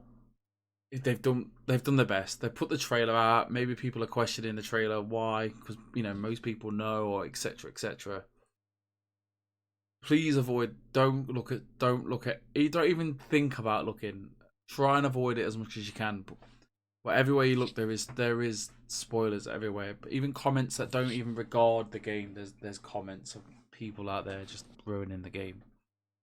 Yeah, I've been so cautious on like Reddit and stuff now. Yeah, don't look at comments. Yeah, like it kind of sucks, honestly. Like I almost can't wait till the game look at everything again. And another thing, but only 6 short weeks, I think, right? Something like that. Yeah, but still fly by, especially with all this coronavirus. With the another thing with The Last of Us, that's not here, so I just thought I'd add it. They've got to the bottom of how it was leaked. It wasn't leaked by a Naughty Dog, contractor. Right. That got jilted or whatever. It was the most complex way of getting into anything. They got through a back door of Last of Us 1, maybe even another Naughty Dog game, and they've literally gone through the back door of everything. It's really clever, but it's so bad. Like, it's toxic. Yeah. Do it if you want to do it for your own enjoyment. Don't ruin it for other people. And obviously, people out there get kicks out of just making people miserable. And for them, yeah. Last week we talked about last week too. About the leaks or whatever, and I didn't really want to speculate and like try to blame some employee or whatever or do any of that. So it's nice that we actually know what happened. I don't think, even with knowing what's going to happen, it's not gonna ruin it, because the game's gonna be phenomenal. And when these story beats happen, I'm still gonna feel something. I'm still gonna be invested. And for sure, you'll put all that time in. I can't wait. I've booked the day off. I can't wait. I've also booked that day off. That's amazing. I'm coming to America, and we'll just sit down together. I'll bring my telly on the airplane. Dude, we'll just play it back to back. Yeah, man. All right. Okay. Moving on. There was no Nintendo news. Come on, Doug Bowser, get out there. And then lazy. We're moving in third parties. Summer's Game Fest has been announced. This is Jeff Keighley, sort of. What would you call this? Like, not E3, but it is E3. Just spread out throughout the summer. I feel like it's kind of like just an era of the summer where you can release games and kind of put it under the same banner, Right. It's interesting because I thought this would be like directly competing with IGN's thing, which I forget what that's called now. It's something very similar. Summer of Game. Summer of Gaming or whatever. I don't know. but it almost seems like they're just going to be sharing, like, because today they were just both streaming the Xbox, you know. I think. Yeah. My personal opinion is, I think Jeff Keighley's gone, right, there's no E3. E3's kind of dying anyway, so maybe this would have happened. No, it wouldn't have. Jeff Keighley's gone, right, this is gone all Pete Tong. There's no E3. E3 have then just gone, oh, well, we're not doing anything. They said, we're going to do something, and then halfway through it, we're like, you know what, we just can't be bothered. So Jeff Keighley's gone, right, I'm going to grab it by the horns, I'm going to put it all together, going to talk to all these developers, all these gaming companies, everyone, and say, look, we'll put together this whole, we'll fill out this 3 months, and we can do all these press conferences or game reveals all at a slow, steady pace because you need time. And then I think IGN was always going to be, when this news breaks, we will have the exclusive interview. So Jeff Keighley's the god. Do you think they are different? Because I thought they were going for the same thing. I think IGN have not really said anything what it is, but I think now we have the Summer of Games. I think Summer Games feels Fest. Like, here, let me put this banner above your event. Yes, you know? of course. Like, so I think so we can market it that way. Ubisoft have gone to the Jeff and was like, right, we're going to do this. Can you promote it on the website? I've subscribed to the notifications on the website. And it's just literally, right, on this day, this is going to happen. Here's the link to the video. And there you go. And apparently, next week on the 12th, Jeff said we're going to reveal a game. It's just E3 in 3 months. And this goes back to me being spoiled brat and don't want it like that. But I get why. But I think as soon as this news breaks, IGN will then break their news and go, well, we've got this exclusive interview with Phil Spencer. This is our side of the take. We've got a bit more news and we've got a bit more of this. Maybe they might have an exclusive that Jeff doesn't, but I'm sure Jeff has everything. Jeff has so many fingers and so many pies. He's Jeff fucking Keighley. Jeff fucking Keighley. Yeah, it's nice to have all these game companies under one banner again. Like, you know, I know we're not getting, we're all like disappointed by that, but you know, at least we got something. And they are slowly releasing. They are slowly they're slowly giving us dates of what's going to happen. We know what's happening. The 11th of June. That's a big date. We'll get to that in a minute. There's a couple of things happening. So, fingers crossed we get these dates in advance, and then I can start making plans. Sims can make these damn plans. Right? I need be waiting on these dates. I want to know. I know it's like selfish, and obviously these companies still probably don't know right now. But you know, give me time to prepare. I think the world, the same with the rest of everybody. You've got it quite easy because after these press conferences for you are at 9 p.m, 6 p.m, maybe 6 a.m, 9 a.m. For me, they're 2 a.m, 3 a.m, 1 a.m. So it's a middle of the night job. I love that you're so dedicated to watch those at that time. Oh, I love it, mate. I love it. I live for it. Okay, next we had... Oh, did you want to say something else? I was going to say, like, if you cut my arm off, a game would fall out. That's all I'm saying. A game would fall out. What? Oh, look, Resident Evil 4. What the fuck? I just bleed games and gigabytes. And games. Daniel, do you have anything to say on it? No, I think you guys did a pretty good job. It's pretty exciting, you know. I mean, this is just more evidence that E3 is probably going to be gone soon. Don't say that, man. No, I understand. I like E3 as well. I like having it in like a week of just a lot of news, but I think this is a little easier on the industry to kind of have a nice era of releasing big trailers. Especially right now, right? No, not even especially right now. I just think it's just better on kind of the industry and the outlets and kind of marketing, like trying to market the next Batman game with like the next whatever game. That's hard. Everything's on top of each other.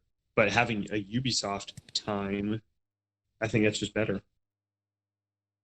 Yeah, I agree with that. Okay, next up, Activision Blizzard donates $2 million to help veterans impacted by coronavirus. Yeah, this is great. It's great seeing companies do this. I know Bethesda did last week, right? Or that might have been 2 weeks ago now, but they donated $1 million to, I think it was hospitals with Bethesda. But yeah, it's great to see the gaming community come together like that. Yeah, supporting a good cause. It's definitely. Gaming. Next piece of news story we had. Okay, this was cool. Screenshots from the next Lord of the Rings game. I think it was just titled Lord of the Rings Gollum, right? I think so. Yeah. I don't know who this is developed by, but yeah, the screenshots weren't very good to look at. I'll say that. At least the character models were like, I don't know. Yeah, the Gollum character model looked like a Muppet.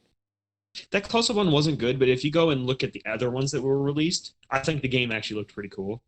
That close-up one just didn't. Yeah, the close-up one. I don't know why they showed that so much. I was like, what's going on there? I don't know. Do we know what type of game this is? Is this like a stealth thing? It's gotta be. I don't understand how you play as Gollum. I don't know. He's probably got some like Hobbit strength. I don't know. See, I remember when they announced this a few years ago. I was assuming it was like a Telltale type thing, you know, like a choose your own adventure type thing going on. But now it looks like there's like third-person gameplay going on here. I don't know. I don't really combat as Gollum, you know. It's yeah, I don't. I guess that you can just claw people. I don't know. It's quite surprising that we didn't see it today, because you kind of think, oh, that them images get released Tuesday afternoon, and then we don't see anything of it today. I thought that was a given. I was expecting that. I was honestly expecting Cyberpunk too, which like there was a little bit of new Cyberpunk earlier this week. I think Cyberpunk got out there early and went, we're doing this on the June the 11th. We're doing that in our own date, which is we're about to talk about that. I kind of thought, well, we're not going to see it at Xbox, which is fair enough. I mean, if it was like 45 minutes or half an hour of this is what you'd be doing, this is the game, this is the date, or we know the date, but these are your special editions. Just a bit more. Like they're very quiet, Project Red. They don't say much about their games. Yeah, they almost don't need to. Anyway, to get back to the Gollum game, though, I love Lord of the Rings games. I don't even like the movies necessarily, but the old PS2 games I love, and the Shadow of Mordor game, love those two.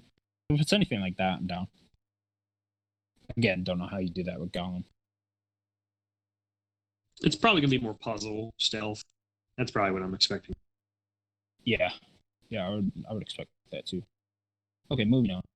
EA Play has been announced for June the 11th. This is what I'm assuming will be their E3 replacement show. So has to be. Yeah. What are you guys expecting out of this? FIFA. So we got Madden today. Lots of FIFA. Yeah, FIFA. Yeah, FIFA's definitely going to be there. It has to be. I think the big game's going to be Battlefield. For next year. Think that'll be the big launch game? No, I think it's next year. Oh, you think 2021 for Battlefield? Okay. What do you think? Do they have anything? I don't think they have that, or I don't think they have anything like that for this year. No. If anything, it might be like some updates or something for other games, but I think we're gonna get that. We'll probably get some more Apex stuff. I think the new Battlefield game, maybe a teaser for like some Star Wars thing. I don't know. Yeah, maybe. I was thinking Battlefront 3, maybe. That would be cool. Yeah, I know they supported Battlefront 2 for so long, so maybe they just want to keep rolling with that. But Battlefront 3 could be there. They gotta get these games out before Disney takes that contract away. So I'm thinking like get a new Fallen Order, like a new Jedi blank, whatever it's going to be. Think like a teaser for Fallen Order 2. Yeah, I could see that for sure. Yeah, I'm excited for it. I think EA shows are usually the worst, always. When I'm just thinking of E3 shows, I can't think of a single good EA one, to be honest. Well, it's usually weird. They'll show good games, but they just don't make a good show. I just think of the one where they like revealed Mass Effect Andromeda, and they just showed like developers talking about it, and like there's like it playing on the computer screen behind them, and I was just like, "Fuck is it?" That was a weird one. That was a couple of years ago, wasn't it? And it was just a lot of it was just all that's the one that sticks out to me. I was like, it went downhill from there. With I think there's a lot of rumors and a lot of talk about the Mass Effect trilogy remake or remaster, which is I'm definitely yeah, we can tie that story in here. So there are Mass Effect trilogy remastered rumors going around. I hope, I pray to God that's true. I want to platinum all 3 of those games so badly. Wow, that's dedication. I love those games. I don't want to play them again. Oh, I do. I definitely do. I mean, been like over 10 years, right? When did 3 come out? Was that 2012? 2012, yeah. Okay. So yeah, that'd be really cool to tie into like the 10-year anniversary. I think like I definitely think that'd be a good like starter. Like, boom, EA Play. Here is what everyone has been asking for, or so many people have been asking. Boom, here's all 3 games. It's coming out next, like, whatever, whenever they can get it out. I would hope you fix the first game and like just give it the combat that 2 and 3 had. Sure. Then I prefer honestly, the I combat would put 2. 1 as my favorite. Then, if you gave it the combat that 2 and 3 had, I think I like the combat of 2 more than 3. Me too. I like the. I mean, 3 is great combat, but I do like the combat of 2. I like because they don't really have it in some games where I love the mechanic of, oh, okay, pause time or whatever, and it's like, oh, I want to push this guy over here. I want to with whatever character. Then I want Thane to use his like snipe ability, and then I'm gonna keep doing my own thing, right? Like, I love that of 2, and I didn't really felt like you could do that in 3, but 3 was so much faster. Like, it was different, and I did not like Andromeda's combat nearly as. No, I did not like the movement in Andromeda at all. I don't think it felt good. Yeah, me neither. Yeah, I would hope it'd be really cool if they could find a way to like tie all 3 together and just make it like one game. I think that'd be interesting if they did what you said, like pick a combat style and like let's run with that. But yeah, like go with 2, maybe make some minor improvements, and then just make that the combat throughout the whole trilogy. Yeah, I feel like people would be kind of upset though, especially like people that love 1 or whatever, and how no one how loves much of an RPG it is. No, but they love how much of an RPG it is, and then if you kind of take that and put Mass Effect 3's its combat in there, people might be upset. No, yeah, that's a good point. Just to tie it back into I do hope we get Peggle 3. Oh, let's go, Connor. No, let it go. Let it go. Let this go. You know that would what? be the most Get hype outta here, announcement Sims. they could do. Get out of here, Sims. Me and Connor over here, we're gonna be playing Peggle 3. You're gonna be doing nothing. Okay. I'm gonna be Peggle playing 3. decent games. Honestly, fuck like Skate 4, fuck like Mass Effect 5. What was that house game you were playing? What was that house game you were playing? That garbage game? Sorry. Yeah, we're gonna be playing Peggle 3. Oh, what are we talking about? Are you talking about the game of the year, House Flipper? Yeah. You go play House Flipper. We're gonna go play Peggle 3, okay? How about that? You do you guys. I'm sorry that we have good taste. I'm sorry. Good taste is different for everybody. Good taste. They don't have it in the UK. Oh, that's what they say. Okay. To keep it with the EA train rolling, Jedi Fallen Order has some new DLC. Just kind of look like an arena mode with like other customizable shit. Yeah, there was that bit in the main game. If you remember that like Coliseum bit. Oh yeah, so you can like play there. Is that what it was? I didn't remember. I mean, I saw. I watched that little thing, but it looked like Cal like caught his lightsaber in that arena. So I don't know if you can like fight in there again. That'd keep really going cool. back there. I really wish this was in the game from the start. Yeah, that'd be cool. Kind of like Final Fantasy, like an arena type of thing. Just keep going to an arena, but that'd be pretty cool. I was thinking about this. I was like, it would have been great if they delayed that game all the way till now. Until like the beginning of May, maybe come out on like that May the 4th date or whatever. Because like that game was, even though that was my game, the game was broken as fuck.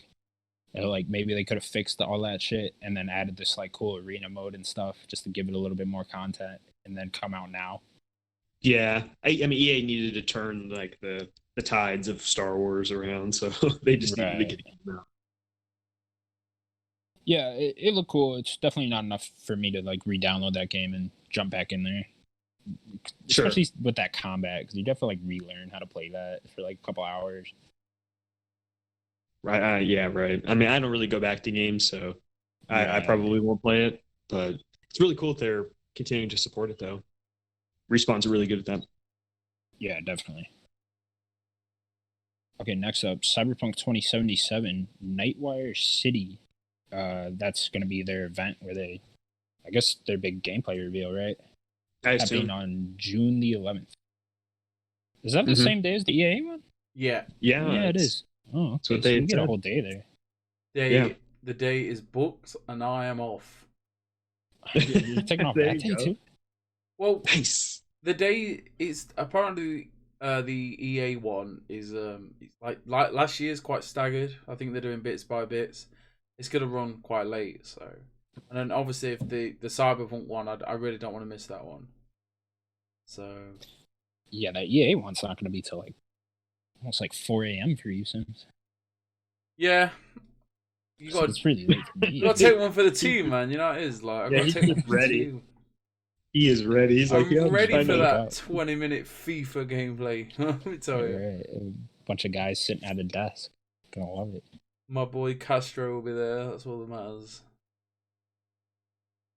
Okay, next up, Amazon developed game Crucible launches May 20th. So is this like Amazon's first game?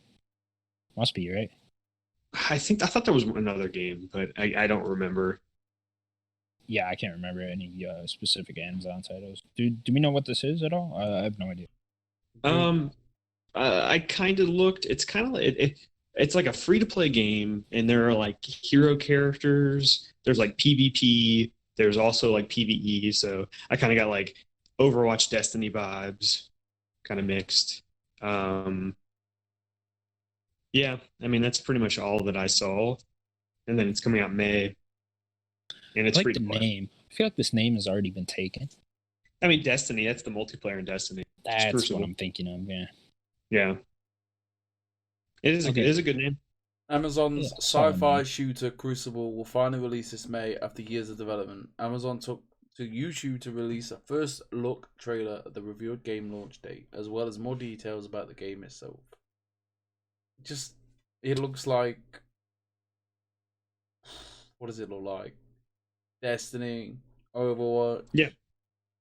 What's that Xbox game that just came out? Oh, Bleeding Edge. That. Bleeding Edge is like a third-person action game, though. This is third person by the looks of it, unless that was like a. Anyway, good for Amazon.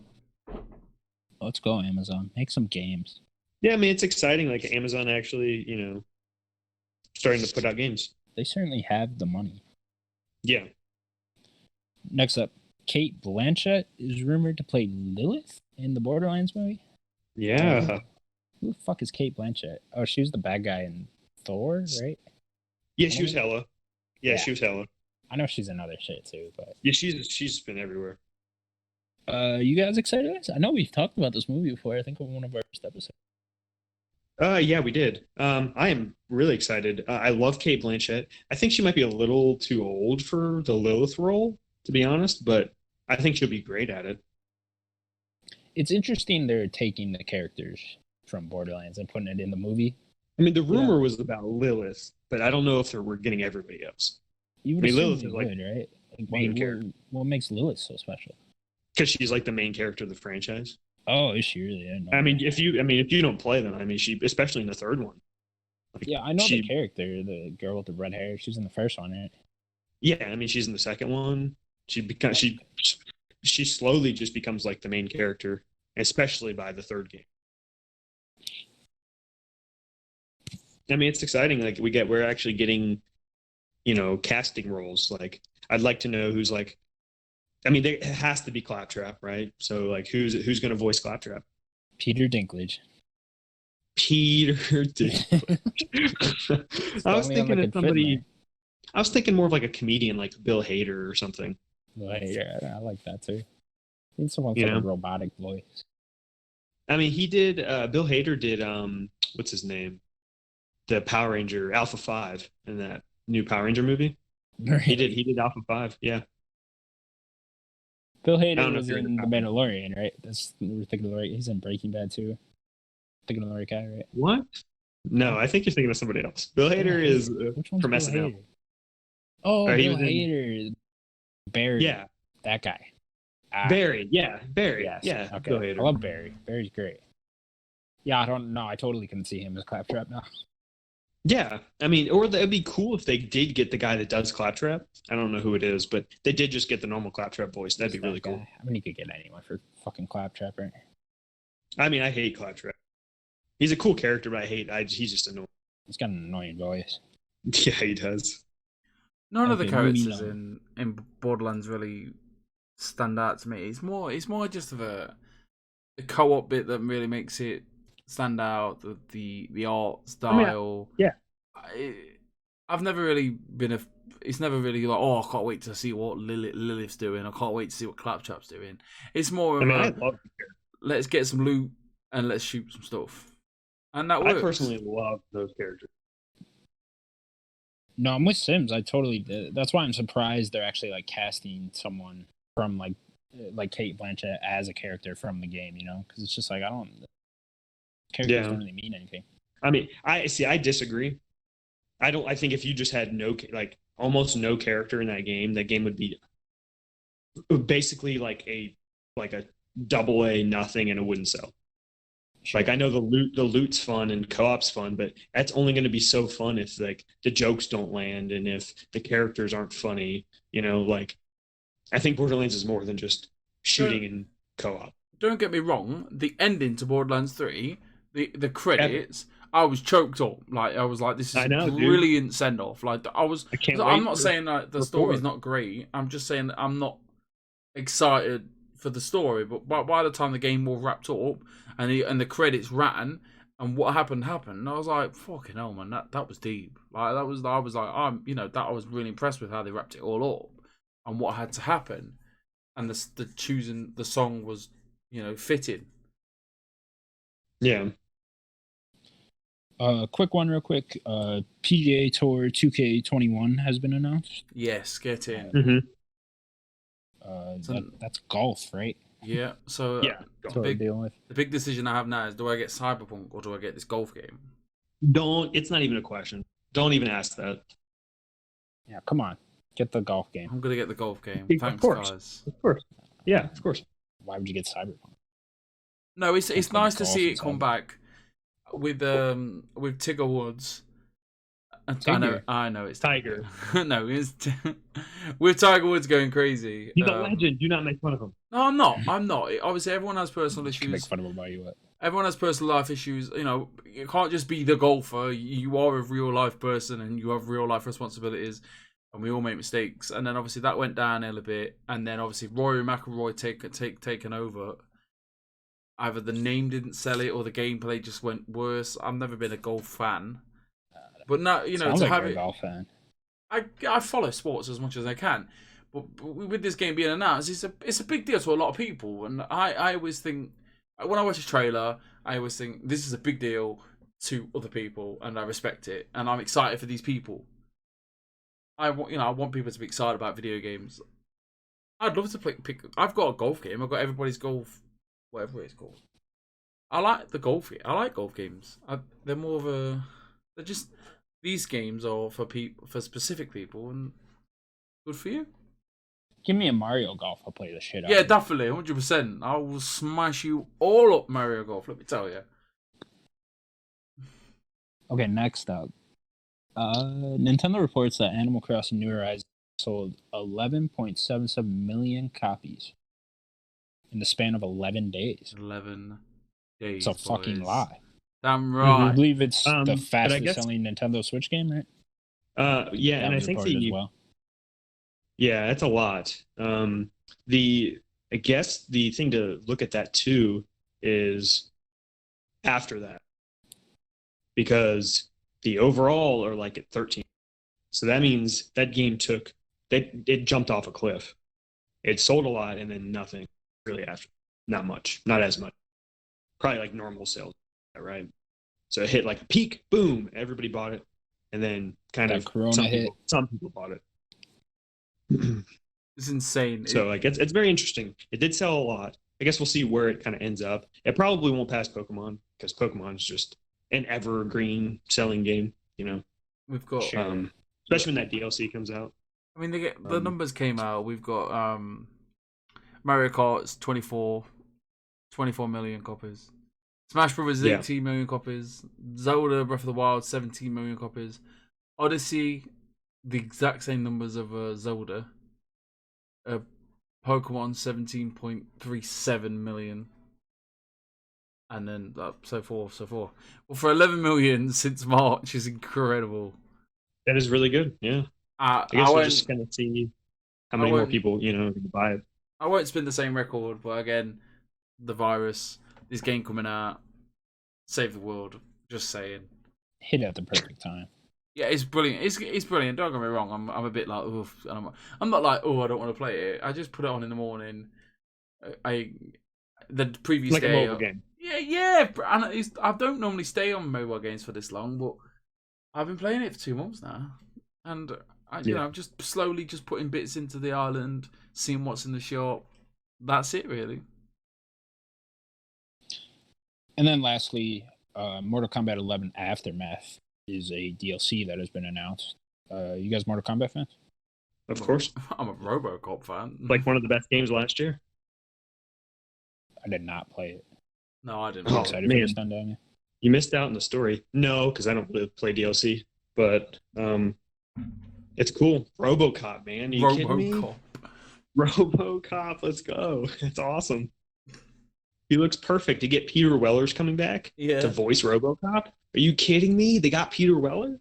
Not. It's remember when they got the Terminator, it wasn't Arnold voicing him. It was somebody else. It didn't sound right. But now we're getting Peter Weller as RoboCop.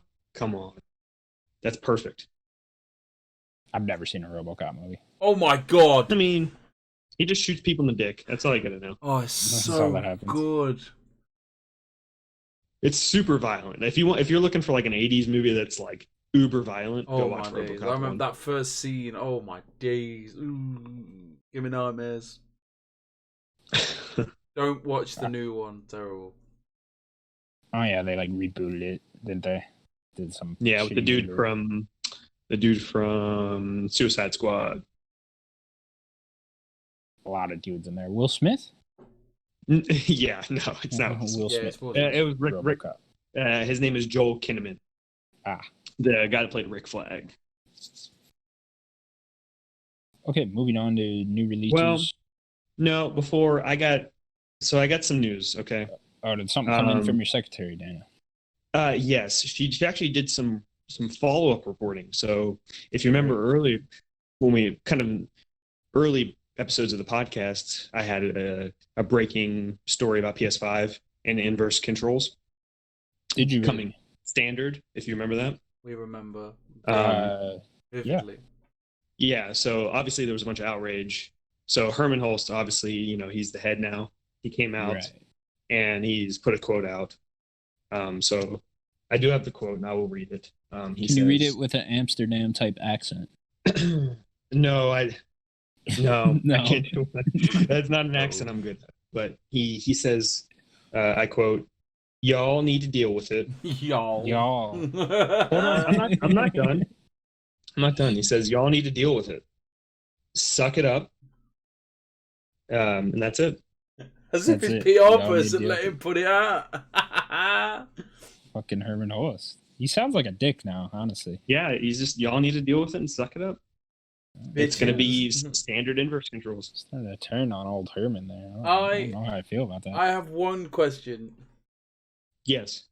What's your secretary's name? I can't divulge that information. It's too much. Not even a first name? I can't tell you who she is. I need to find her on Twitter. I can't tell you who she is. She does all the real work around here. She really does. She's breaking the good news, Fair play. I love it. Congratulations. Right. Now we'll move on to new release dates after that exciting bit of news. Okay, first up, Super Smash is coming to the Switch on May 8th. Super Smash or Super Mash? Super Mash. Super Mash. Oh, God, excuse me. Yes. This sounds like my job. What is Super Mash? This was the game where you make a game and you combine two genres. Oh yeah, I remember this. This was very interesting. I was very intrigued. Yeah, it looked cool. Yeah, I haven't heard of this.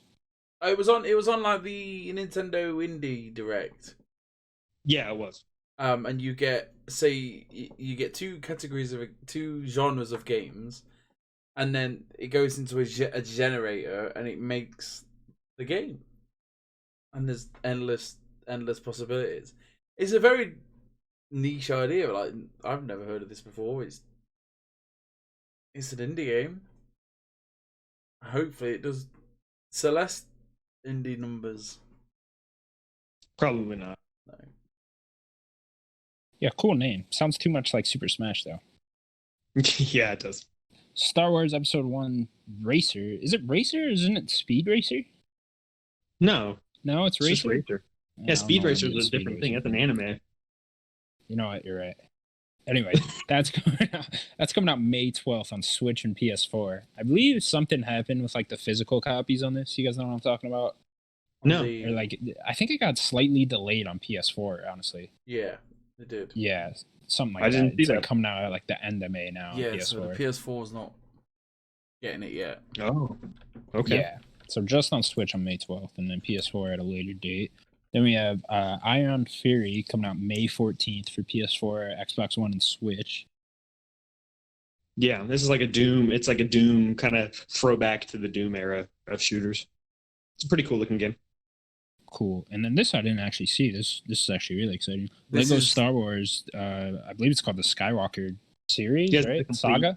The complete saga. Yeah. That'll be released on October 20th for everything, which is really cool. I haven't played a Lego Star Wars game since the original on. Man, that must have been on like my original Xbox or something, you know.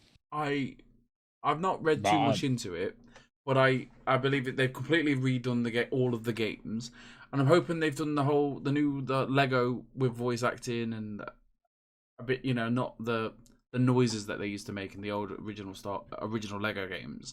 I think there's more voice acting to it, so it's all completely done again, it'd be great. There's a lot of content there. This I didn't realize they moved on to like actual voices. Yeah, in Avengers they had voice. Yeah, I haven't played a Lego game since like Indiana Jones, maybe. So it's been a while. Oh, we played a few. We played Pirates of the Caribbean. That was interesting. But no, this release date just got released, so I just thought I'd drop that in there for us. All right, cool. Now we'll move on to the bet section. Last week's bet was how many Assassin's Creed games are there? Daniel said 13. I said 15, and Sim said 17. So Daniel, how many Assassin's Creed games are there? Come on, baby. So come on. There is 22 Assassin's Creed. Fucking damn it. So Sims, you take another one.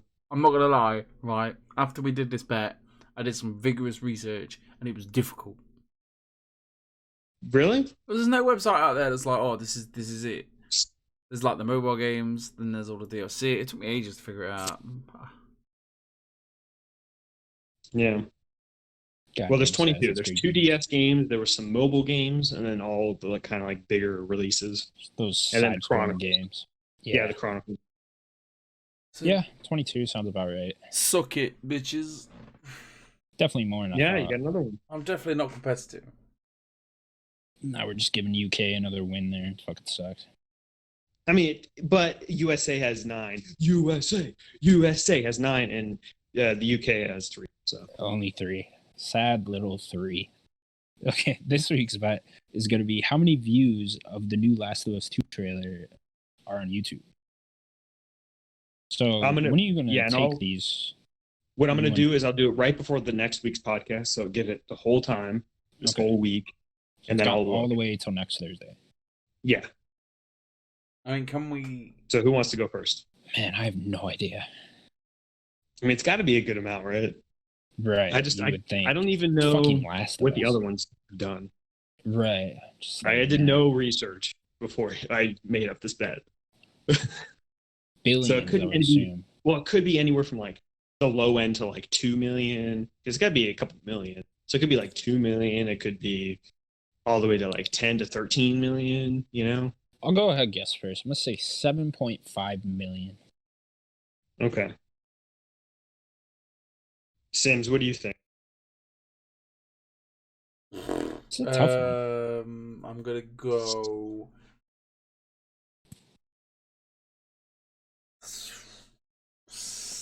I want to go high, but I know it's bad.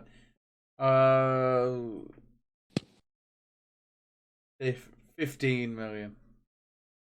Okay, that's pretty high. It's a little higher than I was thinking. I was thinking closer to the 7. I might.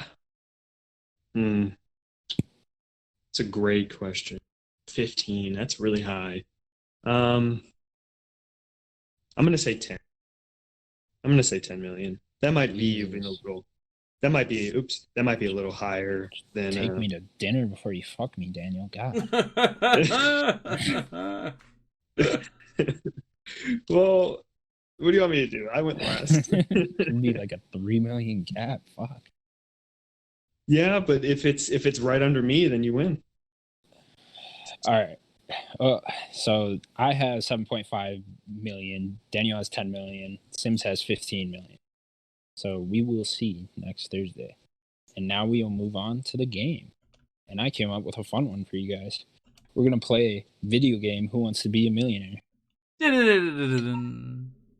Sims, do you have Who Wants to Be a Millionaire there? Listen, mate, we have the. You know what I'm talking about? What was it? Who Wants to Be a Millionaire pounds? Who Wants to Be a Millionaire? Before you Americans came over and you were like, Chris came Tarrant. Over.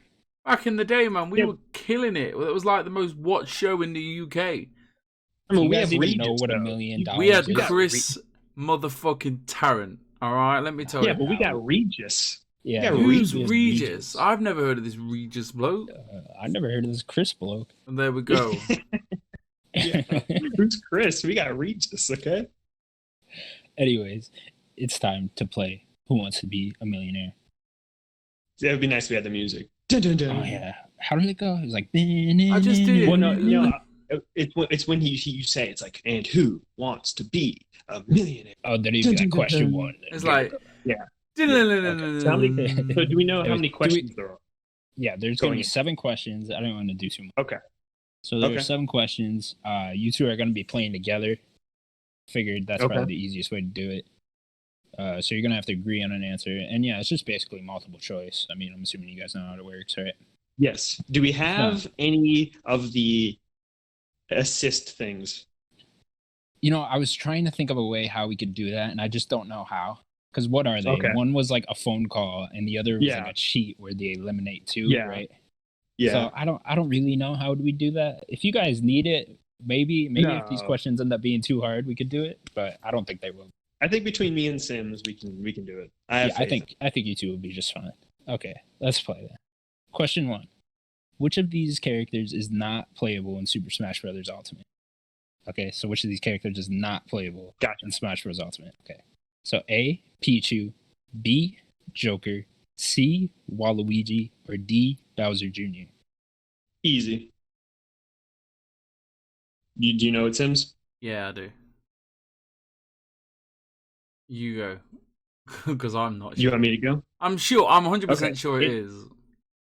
It is. The answer is C. Waluigi is not in Smash. I'll do the final answer. Final answer. C. It is C. Everyone goes crazy.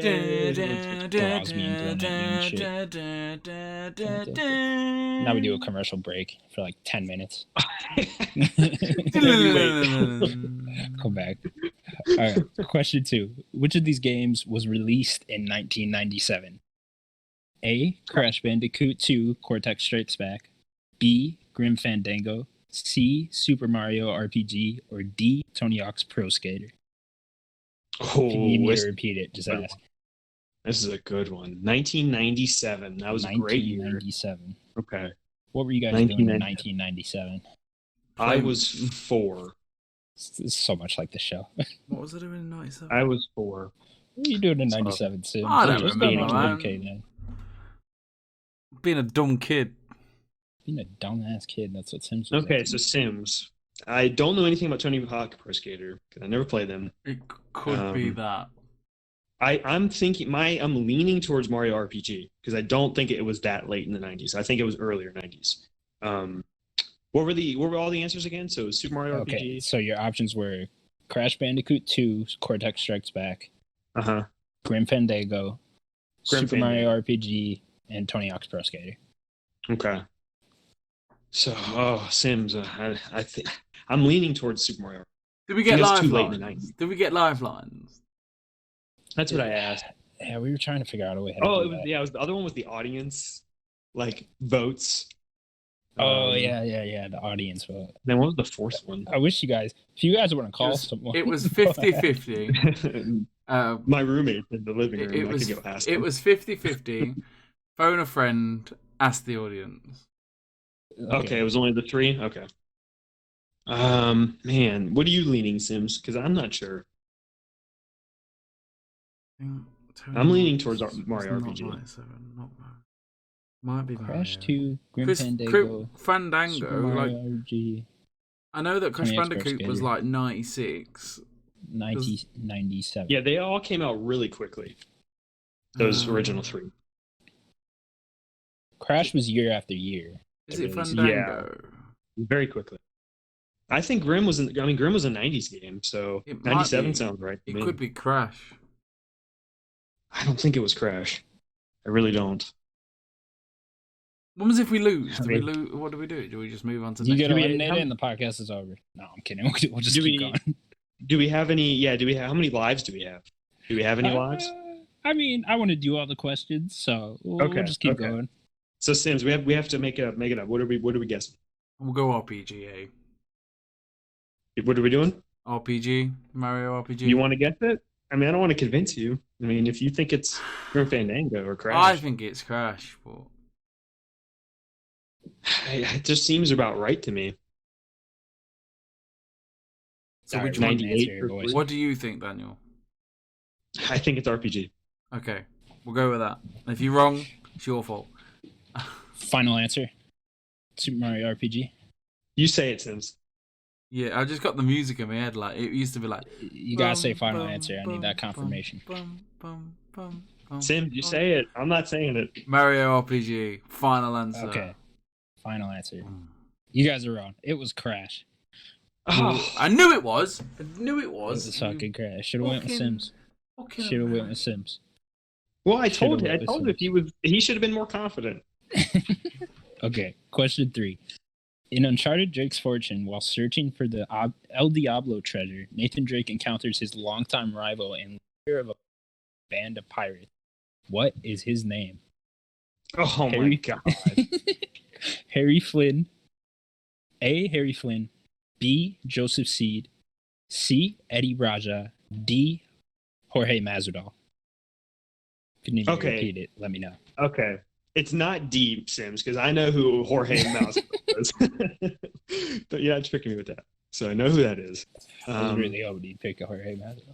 No, I know who that is. Can you repeat the other 3? Okay, sure. Do you need me to repeat the question at all? No. Okay. So the other 3 were A. Harry Flynn, B. Joseph Seed, C. Eddie Raja. I think it's C. This is the most absurd question. How am I supposed to remember who this guy is? To be fair, this is a great fucking character. Is it? I'll go with you, Sam. I don't remember. I think it's C. Final answer? Daniel? I have no idea, man. I really don't. C. It's C, final answer. I would say C, Eddie Raja. You guys are correct. It is C. Okay. Eddie Raja. What a great character. Best character in Uncharted 1, man. Eddie Raja's fucking great. I don't know why I remember that. He's like Drake's friend. I don't know who that is. Eddie Raja's fucking great. Go play Uncharted 1. Eddie Raja. I played it. There's also like an anime Uncharted thing that came out right before Uncharted 1, and Eddie Raja's like the main character. I didn't even know that existed. I'm a big Eddie Raja fan. So I bet like some of these questions, I don't know if they're gonna get kind of hard or if they're just like things I know. Okay. Question 4. Which of these is not a character in Grand Theft Auto 5? So is not. Playable character. No, he just said a character. Okay. Okay. A. Lamar Davis. B. David Norton. C. Franklin Clinton. Or D. Marcellus Wallace. Come on. You trying to play me? I'm not trying to play anyone. It sounds like you're trying to play me like I don't know Pulp Fiction, okay? Like I don't know Pulp Fiction in Quentin Tarantino, because the answer is D, Marcellus Wallace. What isn't that? I was just like, Marcellus Wallace sounds like a GTA character. Maybe they don't know. I'm sorry, Tim. I just knew that one. Trying to trick me with Marcellus. That one is very obvious if you do Pulp Fiction. Sims, would you have gotten that? No, not a chance. You know Pulp Fiction, Sims? No, man. I'm not nerd. Wow. No, fucking Pulp Fiction, Sims. What are you on about? One of the greatest movies of all time. Yeah, it is. Question 5. Which of these video game consoles was released first? A. Dreamcast. B. PlayStation 1. C. N64. D. Xbox. Steph, he's definitely trying to trick us. The PlayStation 1. It's got to be. I think it's PS1. Yeah. It's either that or Dreamcast. No. So, I mean, I think it was the PS1 and the Sega Saturn together. And then the 64 came out with the Dreamcast. Right. Yeah. I think it's PS1. Final answer. Final answer. You are correct. Dun-dun-dun-dun. Tim's age got me there. God damn it. Do you have the year? I do. PS1 was 96. Okay. Yeah, PS1 was 96. Okay. 90, the PS4 98. Yeah, I would have got that wrong. I would have said 64, Dreamcast. 98. I just have no idea when Dreamcast. I just remember the Dreamcast coming out alongside around it was along the around the PS4-ish. Not PS4. Around the PS2 era. I had a Dreamcast quite late, and I remember getting it. And my mum coming back. My mum came back. She was like, "They're doing away with the Dreamcast, so you won't be getting these. You won't be able to get many games for it." Obviously, not thinking the pre-owned games. Or stuff Crazy, like you had one. I wanted Dreamcast it. Sold so little. I really wanted it for the Sega. Not Sega. Sonic Adventure Battle or something. Whatever that Sonic game was. Such a good game. Okay, questions. Where were we? Question 6. Which of the following video game series is the oldest? A. Final Fantasy. B. Metal Gear. C. Dragon Quest. D. The Elder Scrolls. So is it Metal Gear and Metal Gear Solid? Can I ask that? Metal Gear. Okay. So Sims, Metal Gear's old. Like base Metal Gear before it became Metal Gear Solid. Like there were, I think, 2 games, Metal Gear and Metal Gear 2. Final Fantasy's old. I think. What was the other 2? Dragon Quest. It's Final Fantasy, Metal Gear, Dragon Quest, the Elder Scrolls. It's definitely not Elder Scrolls. It's not. It might be Dragon Quest. Dragon Quest quite old. I don't think it's older than Final Fantasy though. It might be. Like, when was Final Fantasy 1? I think it was in the 80s. Dragon Quest probably in the 80s. I'm just trying to think of, like, Dragon Quest I associate with Toriyama, the artist. So, trying to think of when. I think he did Dragon Ball before he did this. Right? He did Dragon Ball? Yeah, Toriyama. He did Dragon Ball and Dragon Ball Z. He's the artist. The artist for that? I had no idea. Yeah, Akira Toriyama. Yeah. And then he also does Dragon Quest. I think he also. I know he is. I just didn't realize he did Dragon Ball. Yeah, I mean it's the same show. It's Dragon Ball Z. So I don't know if he did that before Dragon Ball. I think he did Dragon Ball first. So I don't think it's that. I think it's Final Fantasy. I don't think it's Metal Gear, but it could be Metal Gear. I'm gonna let you. What you thinking, Sims? I think it's Final Fantasy. All right, guess both going to Final Fantasy. I mean, when was Metal Gear though? That was an old game too. I think Final Fantasy was like early 80s. All right, Final Fantasy then. Final answer. Final Fantasy. Final answer. You are wrong. It is Dragon Quest. I knew it was. Oh. I believe Final Fantasy was 86 and Dragon Quest was 85. Okay. What about Metal Gear? Do you have Metal Gear? Metal Gear was like 89. Okay. And then Elder Scrolls was like 94. Yeah, it was in the 90s. Yeah, I knew that one. Man, see, so I want to know when he did Dragon Ball then, because like maybe he was doing it simultaneously, but I mean, it's very similar art style. I'm Yeah, I curious. believe Dragon Ball was like 88, something like that. It was, yeah, maybe. So maybe it was. Maybe he did Dragon. Maybe he did Dragon. Yeah, he definitely did Dragon Quest first, I think. Interesting. Yeah, I thought that was really interesting. I didn't realize Dragon Quest was that old. Okay, question 7. This is the final question, guys. I believe you got 5 right. Yeah, got 2 wrong. So far, we've had 2 wrong. Oh yeah, so you got 4 right. 2 wrong. See if you can get this last one. In The Last of Us Left Behind, which of the following is the name of the recently joined Firefly member and Ellie's best friend? A. Nadine Ross. B. Angela Hill. C. Sarah Miller. D. Riley Abel. Don't know. It's not A. Can you maybe repeat that? I will. Miss Sims, it's not A. Nadine Nadine's was Uncharted. An Uncharted character. Guys, think you're so fucking smart. There was Sarah. Yeah, I am not smart. Okay, I'm just using deduction. So fucking smart. I'm just using my deduction. Well, go through them again then. You need the options again? Please.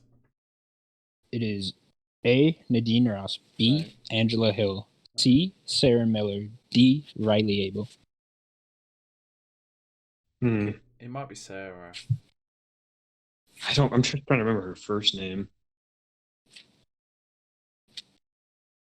I don't remember her name. I remember the character. I think it's Riley. I don't think her name was Sarah. Could be wrong. We'll go with Sarah. Sarah? Final answer? Yeah. Sims? Yeah. Yeah. Okay. Yeah. You are wrong. Sarah was Joel's daughter. It was Riley. I was right. Yeah, you were right. I thought it was Riley. That was Video Game Who Wants to Be a Millionaire. And that is the end of episode 13 of the podcast, guys. Yay! We made it to 13 whole episodes. And I didn't strangle you guys yet. Remember to like and subscribe to our channel. Please give us any feedback, positive or negative, in the comment. And say goodbye, guys. Yeah, please comment in there. I'll go in there and talk to everybody. Yeah, we'll talk to you. Definitely all feedback. Bye, everybody. All feedback is appreciated. Tell your grandma. And definitely tell your grandma. Stay safe, guys, and good night.